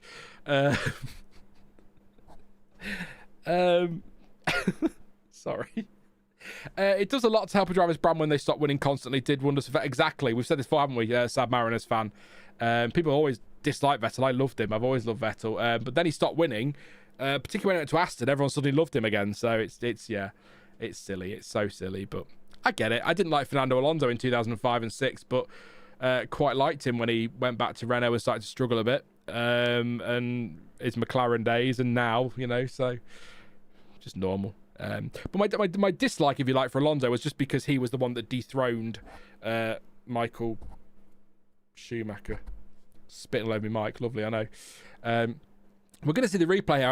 I said it when we're on board. Norris, a couple of corrections in the final corner. So through there, he's going to get a correction there and there with a slide, and then there on the exit as well. So two and a bit corrections, let's say, through there. So yeah, there's definitely more time for Norris. There's definitely more. I think Hamilton had a couple of moments as well. There's time there. Leclerc easily got another 3 seconds in him. Come on, Charles. That reminds me, actually, I don't know if anybody remembers. I'll have a quick look now and see what we've got without upsetting the channel too much. Where do we go to? Who's representing you this week? It is no, top comment, Sean, not newest. Sab Mariners fan, there you go, is representing the community this week. So Lewis Hamilton for pole. So yeah, so if Hamilton stays like this, you guys get a point. So there you go. Just to confirm as well, I do it at random. I use a thingy online, pick someone at random. If it picks somebody who's done it before, I send it to do it again. But otherwise, we just do it all randomly. So I'm not picking the predictions I think are silly to try and help me win. Don't worry. Yes, let's give a quick refresh here. Get the chat back where it was, because when you leave the page, apparently it plays up and starts to lag. Sticklebrick, I know that name. Says, hey Sean, had to go hunting for you. The algorithm not being kind to you on my feed. Oh, well, you're here now, and that's the most important thing. There is a video on the F1 word, which I'll unlist at some point, letting people know to come over here. But good to see you. Thank you for. I know the name Sticklebrick. Have you got another name? Have you got another name? Like that's the name you're given at birth. Still down a Sticklebrick. Yeah, no, I know the name. Good to see you is my point. Thank you for popping over. Please do subscribe. It's been a steady start. I'll say it to those that are new. It's been a steady start. We've just been getting the foundations in place, but from Zandvoort onwards, I am back to full-time YouTube, just finishing my summer job, let's say. Earn the pennies, and then we can get us to the end of the year and we can have some fun on here. So lots more F1 word style content, but without the interference from people. So yes. Good to see you. Hope you're well. And thank you for saying hello. Yeah, the algorithm isn't being kind. I think what probably doesn't help is that I haven't got F1 in the channel name, but if I have F1 in the channel name, I can only talk about F1, according to some people. But also, it gives me all sorts of FOM issues. So, Formula Sean made sense to me. It's not a great name, but it is what it is. But, you know, channel names don't mean anything. Like, respectfully, P1 with Matt and Tommy isn't a great channel name, but WTF1... Has anyone seen what's happened there? WTF1 was a great name, so yeah. Comment with F1 word was hell for reviews. Yeah. You're just not allowed to say it. No one says it. You can't type planet either. You can if you want, but sorry, John's gonna be laughing now. We're into the last 2.5 minutes. Oh, you're a dick. 2.5 minutes for this session. We've got an Audi. Is it stuck or is it no? He's just getting some space. There we go. Oh God, I love you, mate. Don't ever change. Yeah. Anyway, let's get back to qualifying. 2 minutes to go. I hate that little lull in the middle of the session. It always annoys me.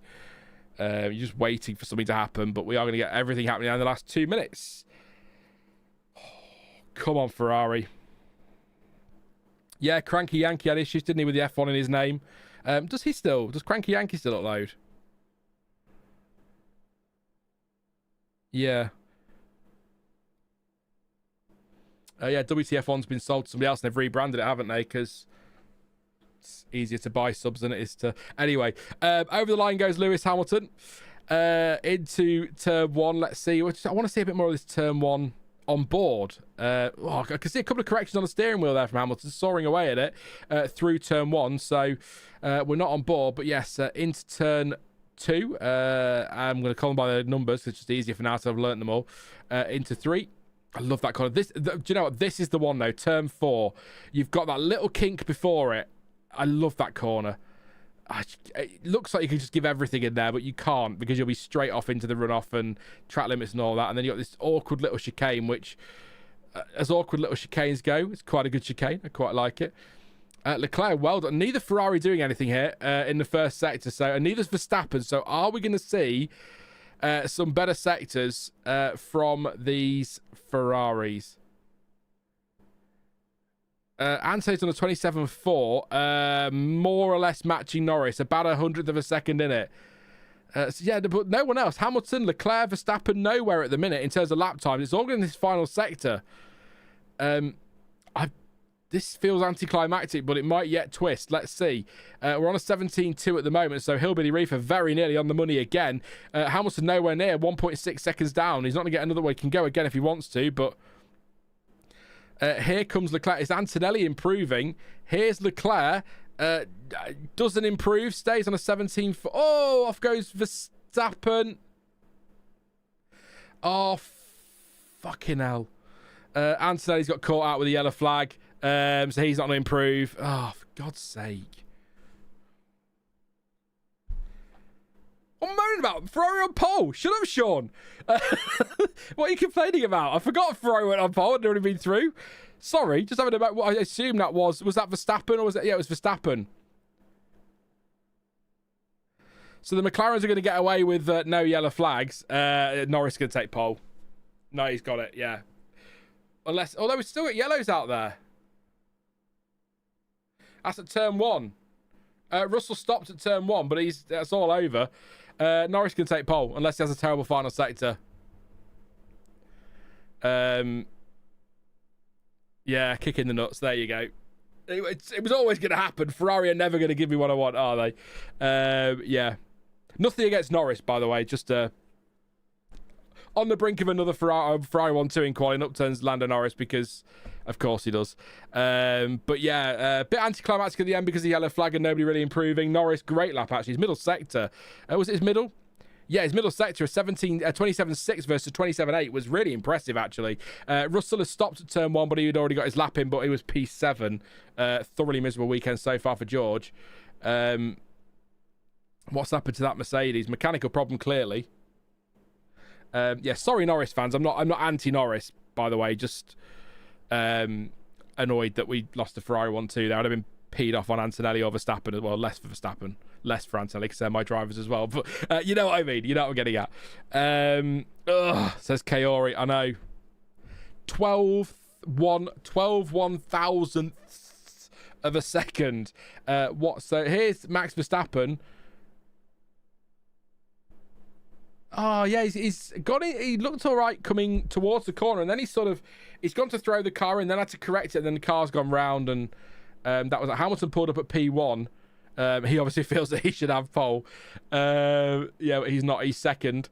We'll go through the times in a second, but that is really annoying. I don't know what's happened to George. I was hoping to get a replay and hear if there's something with the engine, but it's Norris on pole, which leads me to my question: where have McLaren been until this point in this weekend? They topped FP3. It was only today that they've really turned up, so they've tweaked something since yesterday.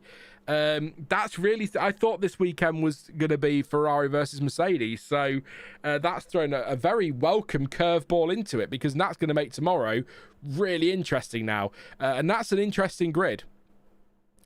Norris and Piastri sandwiching Hamilton, Leclerc and Antonelli. 2 drivers' title contenders in there in Hamilton and Antonelli as well. The other one down in 7th. That's a really interesting grid in that top 4 or 5 there. I like that. So Ferrari bias aside, I'm happy with that pole position because it's made it interesting for tomorrow. I would be surprised if McLaren hold on to that, but then McLaren won the Miami Sprint and I didn't expect that. So there you go. But looked like fluid coming out of Russell's car, says Gingerfest. So we'll keep an eye out for that one. So I'm going to go and have a very quick big slug of drink. I am going to insert an ad. If you are disappearing before we run through the order, then thank you for your company today. Please do leave a like before you go and subscribe if you are new. Great to have you on board for the weekend, and hopefully see you tomorrow for the race reaction.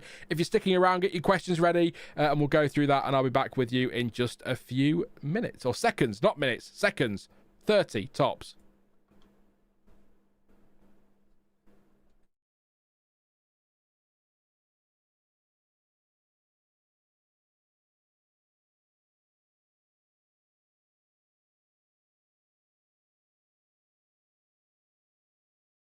Here we go then. I'll see in a way. I don't know what I'm doing. Incident involving cars 44 and 81 noted impeding.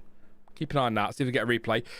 For now, though, Lando Norris is on pole position for the 2026 Hungarian Grand Prix with a time of 1:17.207.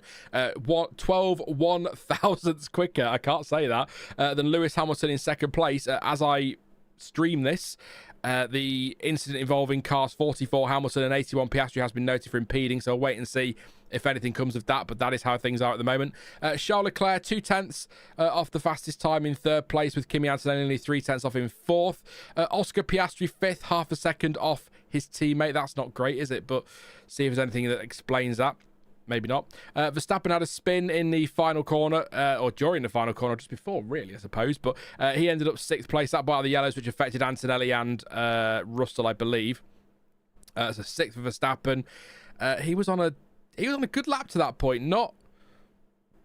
He matched Norris in the middle sector, I think. So, yeah, that's his fastest. Ignore that. But anyway, Russell 7th. He stopped at turn 1 with some kind of mechanical issue. Fluid apparently coming from the car, according to chat. Hadjar 8th place. Lindblad 9th. And Nico Hulkenberg, great stuff from him in the top 10. Then it's Lawson 11th. Gasly 12th. Colapinto 13th. Bortoletto 14th. It's 15th for Ocon. 16th for Alonso. Yes. 16th for Fernando Alonso in his Aston Martin. 17th Behrman, 18th Sainz, 19th Albon, 20th Stroll, 21st Bottas, and 22nd is Perez. So that is your grid. The big talking points, I suppose. Norris, a bit of a surprise pole. If you told me that yesterday, I wouldn't believe you. And then today turns up and says, I'll get to that in a minute. Turns up and delivers in FP3 and takes pole position. So there you go. That's come from nowhere really from McLaren, but again, welcome, because we're going to get an interesting race tomorrow. Russell only 7th and with a mechanical problem at turn 1 after the session, so don't know what's going on there. And Aston Martin into Q2 with Fernando Alonso and not last with Lance Stroll. I mean, that's incredible. Other talking point, Hillbilly Reefer predicted a 1:17.3 at the start or earlier in the session, and we got a 1:17.2, so only a 10th off. So well done again, second weekend in a row to Hillbilly Reefer. Clearly, we can start to take your word for pole times, mate. Let me know what's happening at Zandvoort, and I will. I'll put some money on it. Maybe not. A couple of things are being investigated. So Hamilton and Piastri will be investigated after the session for impeding. Antonelli will be investigated after the session for failing to follow the race director's instructions, and has been same thing. You have minimum delta time, but that's not going to come of anything, or maximum delta time. Sorry. Russell, no further action on the same thing, so that's unlikely to come of anything for Antonelli. But just to let you know, they're going to have a look at that. But yeah, the Hamilton Piastri one we haven't seen a replay of yet, so we'll see what happens. Piastri lost his lap, says Moray. Did Piastri lose his lap?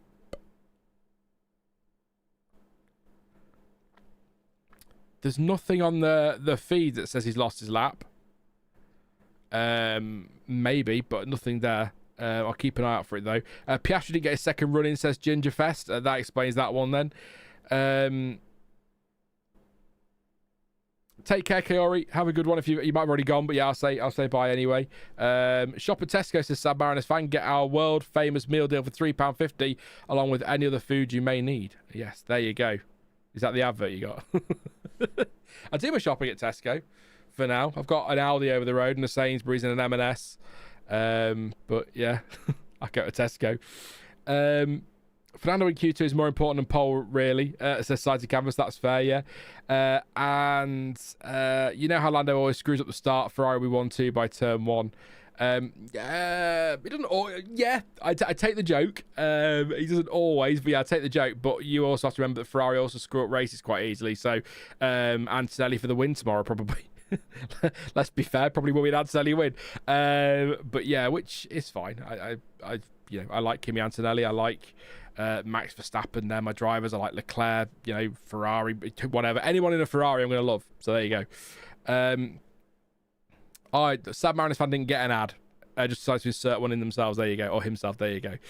I wonder what the new engine will give Aston. That's it. Kevin asking cited canvas there, which is interesting. Yeah. Again, translate. Kevin put haha and it's translated to haha. There you go. It's wonderful, isn't it? It may have already gone, but see you later at 7th Stream Bassist. Hope you're well, mate. Have a good one. Stolen by a flying Lando, says side of canvas. We already mentioned the fluid coming from the back of Russell. So yeah, no, I think that's a good race for tomorrow potentially. Norris versus Hamilton into turn 1. Antonelli will be investigated after the session for a yellow flag infringement. So this grid isn't final then. Hamilton, Piastri, they're going to the stewards. Antonelli will as well.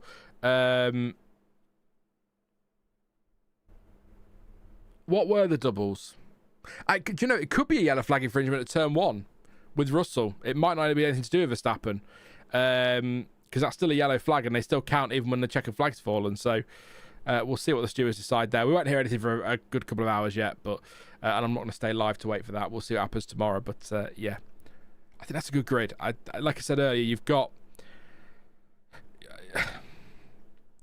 Antonelli can go for it but can't take too many risks. He's got his one of his championship rivals ahead of him, one just behind or a little bit further behind, so he can have a go.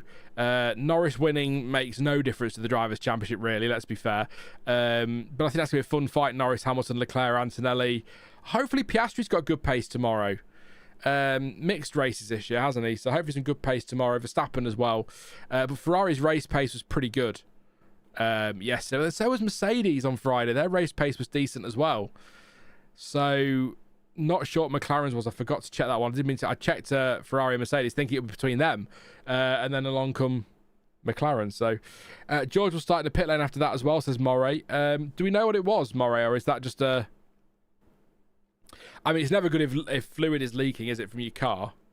It'd be risky though. It's not an easy track to pass on, is it? So obviously, if he's got a reliability problem, he may have to, and it's irrelevant whether it's risky or not because it's no choice. But if it's tricky to see him coming through from 22nd to anything significant, maybe back to 7th place perhaps. But yeah, his car pissed itself. Do you know what, Size and Canvas? You've got a real way with words, mate. Love it. I think it would not be right for him to go winless in his title defence, says Jamie.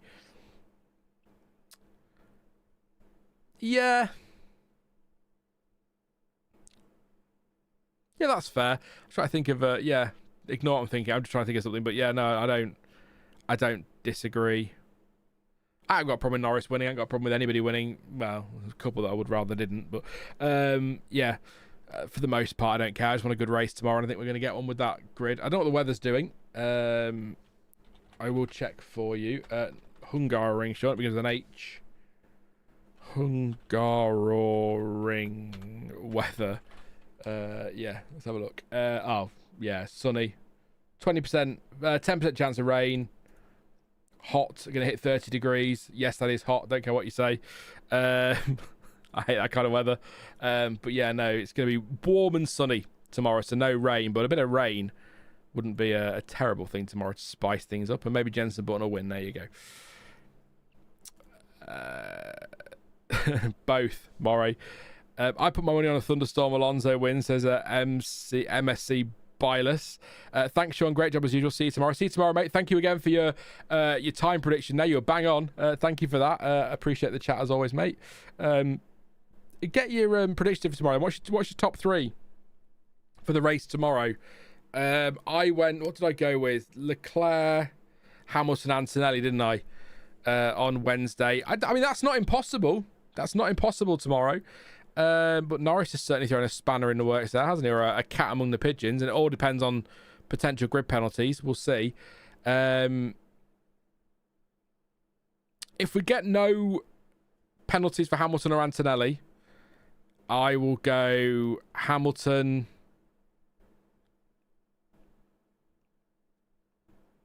Hamilton, Leclerc, Norris. I'll change it slightly. It doesn't officially change.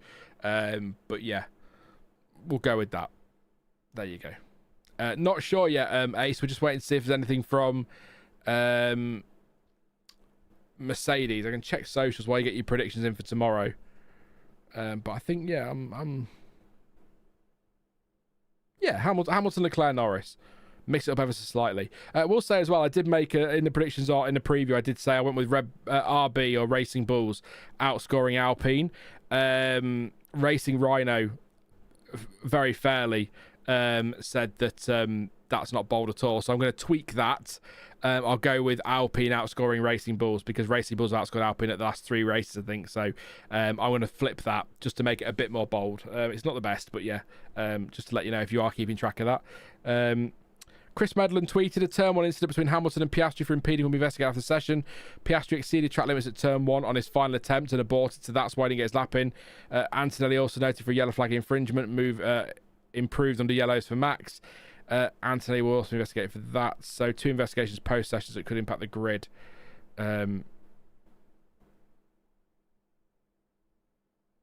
Ooh.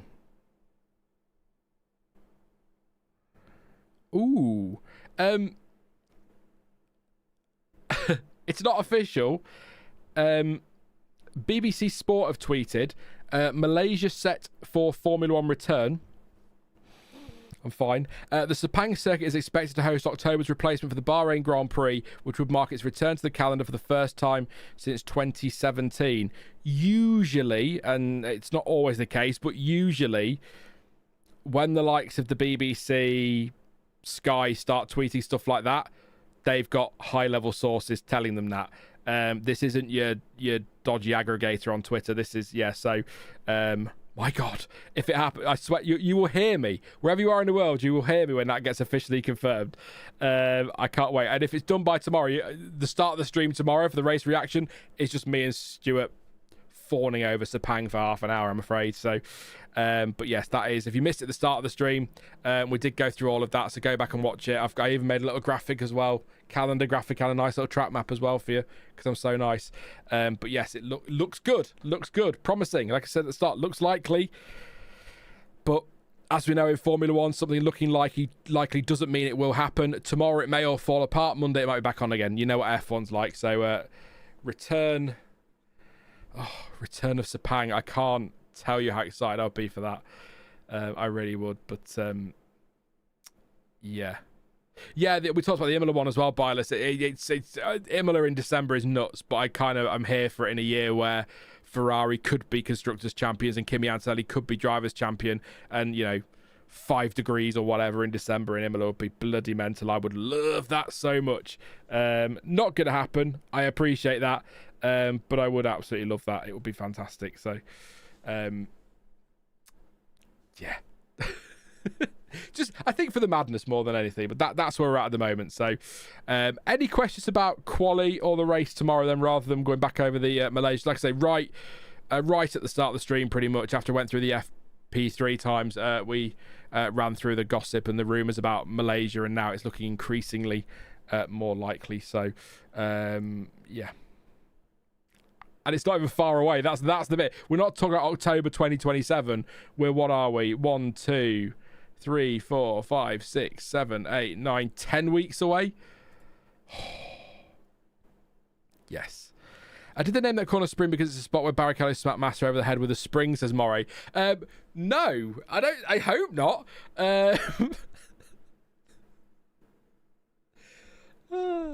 That is bloody brutal if they did. I don't know why they've named it spring. It felt quite apt when you think about it, because you kind of spring out that corner and run to turn 4. But now you've said that, that's it. Whatever the reason, Moray, that is now the reason. That's terrible. Jamie's got a question, everyone. Hold on. This will be good. Jamie's good with the questions. I'd like the final race to be Sao Paulo, says Society Canvas. Yeah, I'd take a second Sao Paulo race. We could have the Sao Paulo Grand Prix, then the Brazilian Grand Prix, couldn't we, to finish the season like it used to be? Although I'm old enough to remember when Brazil was right at the start of the season, second race or whatever, so yeah. Who gave Norris the right to take Hamilton's pole? I don't know. Will we see split strategies with the Ferrari, says Jamie? That is a very good question. As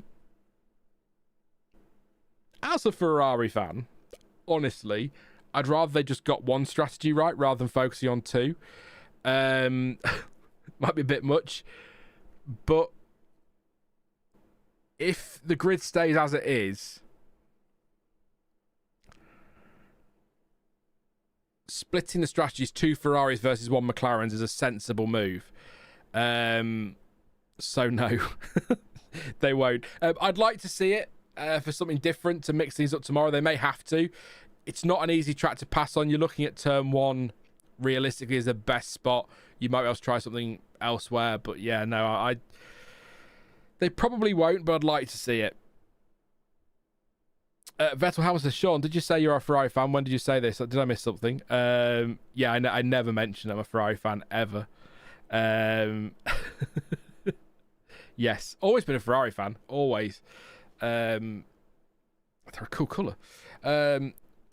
Yeah, who do you think would lead into turn 1 since Lando and Charles are in the clean side of the grid, says Vettel Hamilton as well. That's a good point. You don't want to be on the dirty side of the grid in Hungary. You certainly don't want to be this weekend. So I could see a situation where there's a great shot, I put it in the preview, of Norris, Piastri and Verstappen side by side in turn 1 last year. And it's a great shot, perfectly aligned. We could see that again. Tomorrow, 3 wide. In that situation, I'd fancy Hamilton, but yeah, we'll see. Andrea Stella doesn't sound overly confident about tomorrow in terms of race pace, but look, you're on pole. It's tough to overtake here. If Piastri can gain a place off the line, you can play the strategy against Ferrari as well. They're in the mix, McLaren. Whatever they think about their race pace, they are in the mix. And strange things have happened at Hungary in the past, so it could happen today. So looking forward to it. Mango and pineapple both on a pizza, says. Oh, so Jamie says, and the real question is mango or pineapple. Pineapple, yes, on a pizza, 100%. I prefer pineapple over mango as a fruit, but I have got a chicken and mango pizza in the freezer that I need to try, so I'll let you know on the pizza stuff. Does anyone go bowling into turn 1? No, Bottas is 21st, unless he's going to bowl everybody out. I don't think we'll see that tomorrow. But yeah, it should be dry tomorrow as well, so that's less of a variable. But yeah, the flashback to 2021, Esteban Ocon's win, of course. Bottas bowling at turn 1, and Lewis Hamilton taking the start on his own. 1 car on the grid. That was great. What is it? Lights out for Lewis Hamilton, and Lewis Hamilton only was Crofty's commentary. I can't think of I don't fancy a peach on a pizza, no. I hadn't heard of the mango on a pizza, but I'm going to give it a go. Pits also play a big role in the race, says Cited Canvas. Overtakes are hard to do on this track. Mistakes will help. It's going to be... Yeah. I'm also intrigued, because I think what race pace has Hulkenberg got? That fight for the final points. Because those Racing Bulls are quick, we know that. So he's sandwiched between them. You've got the Alpines, which you'd hope would be quicker on race day than they were today. They're going to be in the mix. Can Hulkenberg pick up his first point of the season? That's a subplot for tomorrow. Can Hulkenberg get his first point of the season? I hope so. If you haven't worked out, I'm going to go another 8 minutes, by the way, to the half-hour point, 4:30 UK time. So keep your questions coming. I'll read out just about anything within reason, of course. But yeah, that's a subplot. And also, actually, a second subplot, which a lot of people are keeping an eye on, is what race pace the Astons have got. We've seen today, in qualifying, that car is much better than it was. Alonso qualifying 16th. Yes, Stroll still only 20th, but Saturdays aren't his thing anyway. So some might argue Sundays aren't, but Saturdays certainly aren't his thing. So he's ahead of the Cadillac. So they have taken a good step. But Alonso, in the hands of Alonso, what pace have they got tomorrow? Can they threaten a top 14? It doesn't sound exciting, excuse me, but it's still pretty good compared to where they were. But also, if we get a bit of chaos tomorrow, 16th, few retirements, few incidents, safety cars maybe, might bring Alonso into contention for a surprise point. Of course, they got the point in Monaco, didn't they? But we've got that's three plots for you. Who's going to win it? Can Hulkenberg fend off any of those Racing Bulls and Alpines? And what race pace has Aston Martin got? I mean, it's going to be a good race tomorrow, I think. But I'm also very biased when it comes to F1. I think most races are okay, but I always get excited after quality for a good race. So Aston still 3 seconds off on a much shorter track than Spa, though. Oh yeah, they're a long way off where they will want to be. But when you compare to where they were a week ago, or at Silverstone, or even back to Austria, this is a huge improvement. So they're showing the Hamilton Piastri. So let's go back. I'll rewind. I missed that. So I'll rewind my Skybox and have a look. See what's happening. So, it's Anthony Davidson. Oh, well, this will make sense then. Let's see what he's talking about. Is it Hamilton or is it Piastri who's done the impeding? Let's see. Oscar, stop talking. Get me to Anthony Davidson immediately. Come on. I've lost my timing. No. It's still on screen. That's fine. Here we go. So Anthony Davidson, have a look on the SkyPad. So turn 1. So, oh yeah. Yeah, Yeah. Where's the onboard there? Yeah, that Hamilton get a penalty for that, almost certainly. And that's why he went wide at turn one and got the track limits and then had that. Yeah, that's going to be a penalty. Hamilton's not even on a fast lap. Yeah.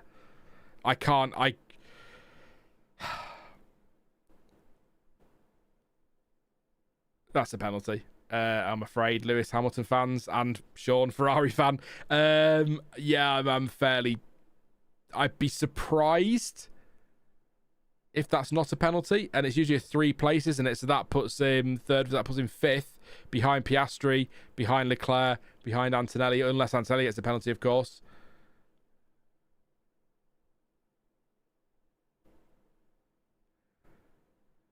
Yeah, so I don't know. To me, he's in the middle of the corner. He's on the racing line. He's maybe not had radio to tell him that Piastri's there. Piastri's then locked up, and he's got caught behind him. And I can't see that not being. Sorry, I didn't really describe what happened there, did I?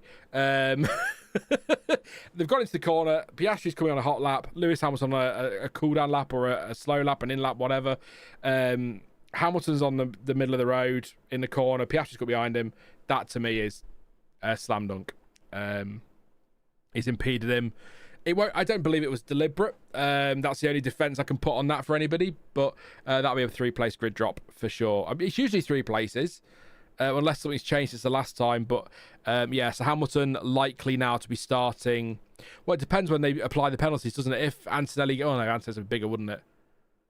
Antonelli will get a huge one if it's a yellow flag infringement. It'll be 10 places, I'd have thought, at least. But yeah, Hamilton might be 5 actually for Antonelli, but Hamilton would drop to 5th, which means we've got Norris, Leclerc, Antonelli currently top 3, Piastri 4th. So yeah, just a mistake. Maybe distracted by something, maybe not got the team radio, but unfortunately just one of those things. It happens sometimes. It's not that big of an issue. It is for Piastri, but what I mean by not big of an issue is I don't think it's worth a 25-minute debate around the rules, because that is just impeding, whether that's Hamilton and Piastri, Verstappen and Russell, or Colapinto and Bortoletto. It doesn't matter. That is just impeding. He's on a slow lap. He should be well off the racing line. He's not even anywhere near off the racing line. So yeah, there you go. No point debating it. That's a penalty. If you disagree, that's fine. But you know, I don't often say this. You're wrong. You're entitled to your opinion, but that is 100%. I don't know about Kimi yet, Chiara. I've not seen any replays of his yellow flag yet. I was hoping to see it before we got the stream to fit. Well, the stream's finishing in a few minutes. I was hoping to get it before the end of the stream, but I've not seen a replay. But it's a tricky one. If he's improved his, because it can't have been double waved yellows for Max, because if it was double waved yellows, the time would automatically be deleted. So it must have been a single wave yellow. So the stewards are going to have to do what they did with George Russell and determine whether he lifted enough. Now, with George Russell, a few hundredths of a second of a lift was enough. Whether that stays the same for Antonelli, we'll see.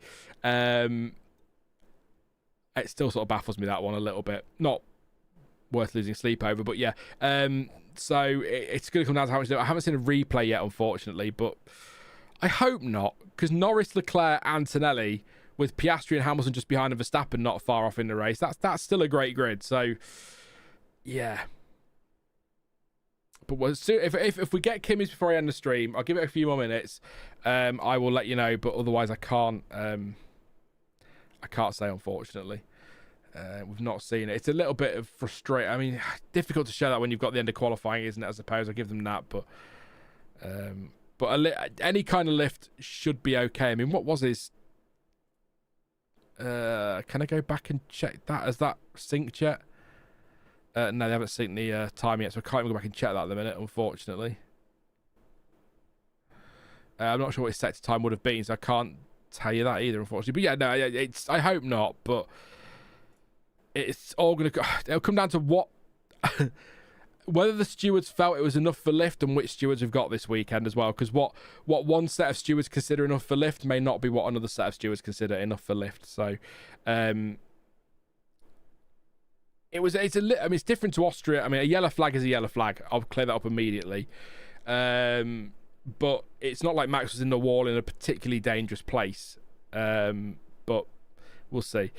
FIA incompetence is a gimme, says Bylus, but how blatant would they dare to make it? They don't want to give Jonty too much of a podium, right? Exactly. The thing is with Kimi is that you have to lift into 14, so it's not going to be noticeable. Yeah.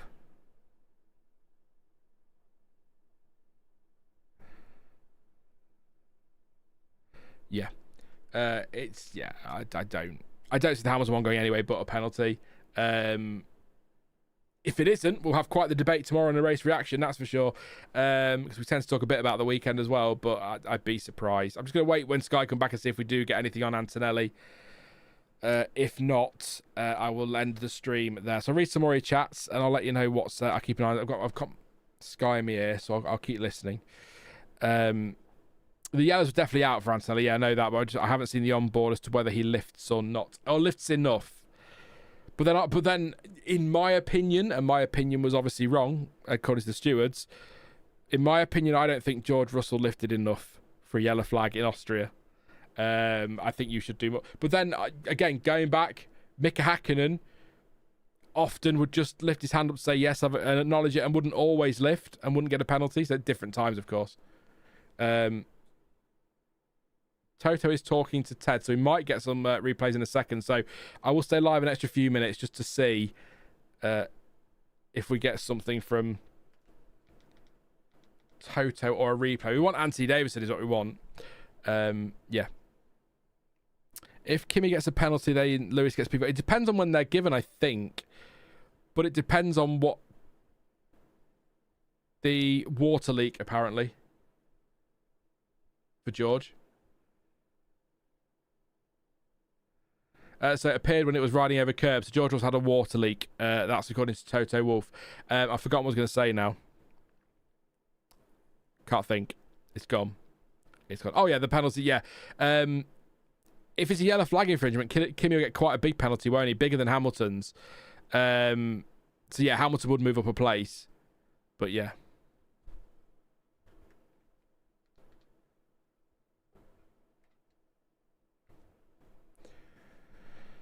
Ted's asking a bizarre question to Toto about whether Kimi should have done FP1 rather than Fred Vesti, but I mean, you've got to give up a number of sessions in both cars, and even though Kimi Antonelli didn't have FP1, he's still like qualified George, so I'm not sure that's worth the question, to be honest. But typical Sky. So it was a water leak for George, according to Toto Wolff.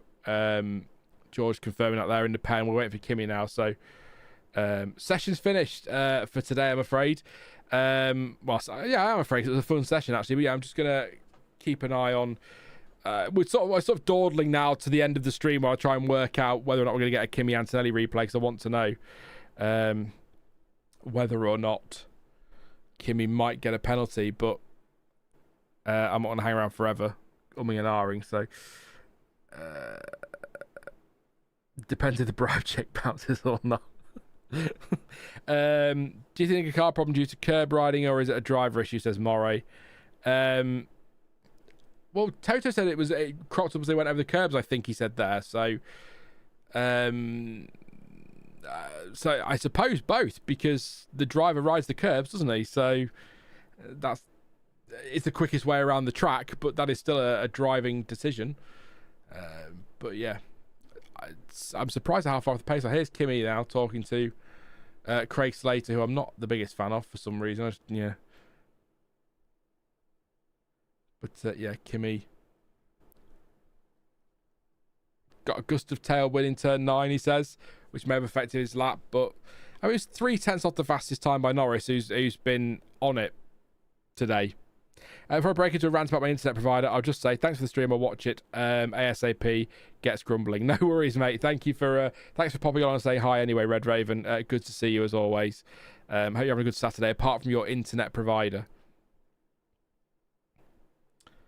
I don't on that question. I don't think so, Red Raven. I think I mentioned it briefly a minute. I think I'm going to put that in the bank with my other full-time YouTube ideas and kick that in from Zandvoort. Just stick as we have for the last 10 races, and then we'll try that from Zandvoort. It gives me a bit of time. I might come back to some feedback in the community section as well, so keep an eye out in the posts on what you'd like to see in a stream like that, just so I can format or work out how I want it to work. I don't want to just go live and go, right, what should we talk about? Do we start with the grid? Do we go through tyres? Do strategy? How it would all lay out. So I think that's the right thing to do. I do overthink these things. I know I do, and people will criticize me for it, and that's fine. But I'd rather do that than rush something. So we'll stick with this for now. Race reaction tomorrow, and then from Zandvoort, there'll be a lot more anyway from Zandvoort onwards. So Zandvoort's a sprint weekend, so there will be a sprint race watch along, probably a sprint quali watch along as well. So that'd be sprint quali, sprint race, qualifying, pre-race, and post-race. That's 5 streams potentially Zandvoort week. So yeah, which is fine. Get your questions ready. Get writing them down over the summer, because I'm gonna bloody need them. But I was hoping Ant might. No. We're not getting to Ant Davison, are we? Yeah. See you later, Byless, mate. Hope you had a good stream. Enjoyed it, and hopefully have a good Saturday as well, mate. And I will hopefully talk to you tomorrow. But I'm afraid I'm going to have to go. I want to leave. I'm going to have to go. I can't sit here waiting for Sky to maybe have a look at this Antonelli thing. So unfortunately, I'm going to have to say, on the investigations that are ongoing, which will be a while away yet, I think Hamilton will get a penalty for impeding. I absolutely do. And hang on. Natalie Pinkham is sending us to Anthony Davidson. Turn the chair. See what we've got here. So we're going to see what's happening now. So I'm going to have to just listen to the engine here. So he's on the exit of what is 13 on the dotted line for the pit entry. So this is what we're waiting for now, the yellow flag. Yeah, as we've already said, somebody said in chat, you have to lift in the final corner anyway, so we have to see if it's more of a lift. Let's see. Press play, Ant. Anthony Davidson says he believes there's a moment where he lifts off briefly before the proper lift. So let's see. Press play, Ant. Press play. Yes. Yeah, he lifts. Yeah. Oh, I tell you, that is a more dangerous position than I thought Max was in, actually. To be fair. There is as a very, very subtle lift, then a lift, then another lift into the corner. He's reacting.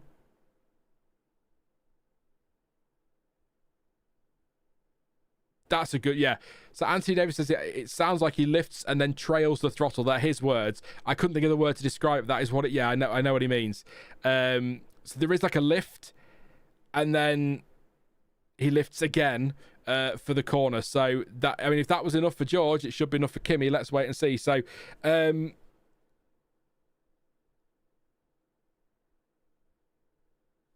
what's, and Mike Bros said you can't really tell from that, but I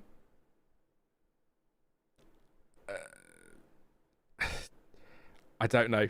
Anthony Davis says there's a slight lift. I tend to agree with what Martin Brudder just said. You don't get better than Anthony Davidson. If he says there's a lift, I'm going to go with that. Based on Anthony Davidson's analysis, I'll say no penalty for Kimi, but definitely one for Hamilton. But that's a really tough one. If anybody watched it, let me know in chat very, very quickly. But I think that is... I'm not convinced. It's not enough of a lift in the same way that George Russell's wasn't enough of a lift in Austria for me for a yellow flag, but the precedent has been set now. Or maybe it was set a long time ago, I don't know, but it'd be interesting to see what the FIA decide. For me, I'll go with what Anthony Davis has said, but it is difficult to really tell. There does sound to be a lift, or a lift and then a lift again, a bigger lift, so for the corner itself. So yeah, but important to point out, the FIA have multiple onboards, data, throttle inputs. They've got everything, so they will be able to look at that and make an informed decision. But based on the little bit we've seen, I'm going to say no. But I think the Piastri one is, yeah, I think it's a penalty for the Hamilton impeding Piastri is a penalty. 3 places probably. But I agree though, Jamie. Martin's right. Anthony Davidson is the best In fact, do you know what? He's not just the best Skypad analyst. He is the best Sky analyst. I think he is. He's the least. In fact, I don't even think there's any bias there at all. He just says it as he sees it, and I like that about Anthony Davidson. So I'm hoping that the day that Martin Brundle retires, it's going to be him or Jenson Button in the commentary box alongside Crofty.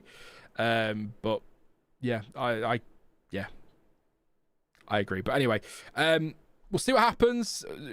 Hey, look, it may well be tomorrow that Lewis Hamilton doesn't get a penalty and Antonelli does. Stranger things have happened in F1. But as it stands, you're looking at Norris, Leclerc, Antonelli, Piastri, Hamilton as your grid for tomorrow. So we'll see. We'll see what happens. Who's your top four? Says Jamie. Top four what, mate? I'll answer that if you tell me what top four.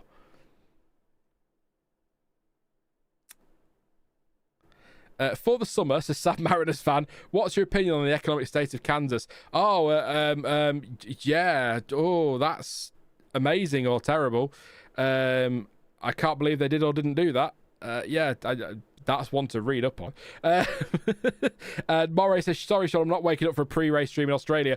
I'll be honest, Moray. Australia, Vegas, the very, very early ones, there probably won't be one for those. The early, but not as early, like China, Japan, probably will be. But no, absolutely not going to be getting up at... I mean, what's the race start in Australia? 4 a.m? I'm not doing a stream at 2:30 a.m. You can... in the nicest possible way, you can all go away with that one. Top four Sky commentators. Oh, God. Anthony Davidson top. Bernie Collins second. I think Jensen third. I do... Oh, no, what am I on about? No. Commentators... Martin Brundle's always going to be top for me. That's what I grew up with. In terms of analysts, as well, you throw Anthony Davidson in there, Bernie Collins, and somewhere in the top four, stick JB. But there is a little bit that quite enjoys Nico Rosberg as well when he does the Sky stuff. But I just got there, Ace. Just got there, mate. But anyway, let's wrap it up at Jacques Villeneuve, Nico, Danica Patrick. Oh, bloody hell. Don't come in here with that language, Jonty. I'm not having it. That is it then for the 2026 Hungarian Grand Prix qualifying watch along. I will be back tomorrow live with Chamber or Stuart if you prefer. Shortly after the race finishes for the race reaction, probably about 4 p.m. BST UK time. So that seems to be about the right time. So that'll be where we're live 4 p.m. tomorrow. And just to confirm again, full time for Zandvoort. So Zandvoort race weekend potential for 5 streams, and I will try and refine the pre-race stream idea and give it a shot for Zandvoort. I think that's the best way to do it. So yeah, but looking forward to tomorrow. Enjoy the race, enjoy the rest of your weekend. Don't forget to drop a like before you disappear. Like I say, lots to come this season, and it really helps the channel, the algorithm. If you can't help through memberships or support through memberships and Patreon and super chats, then just a like on the stream, it helps in the algorithm, and a sub as well. So little things like that make such a difference. So thank you so much for your support. But as ever, thank you for watching. I've been Formula Sean, and until next time, goodbye.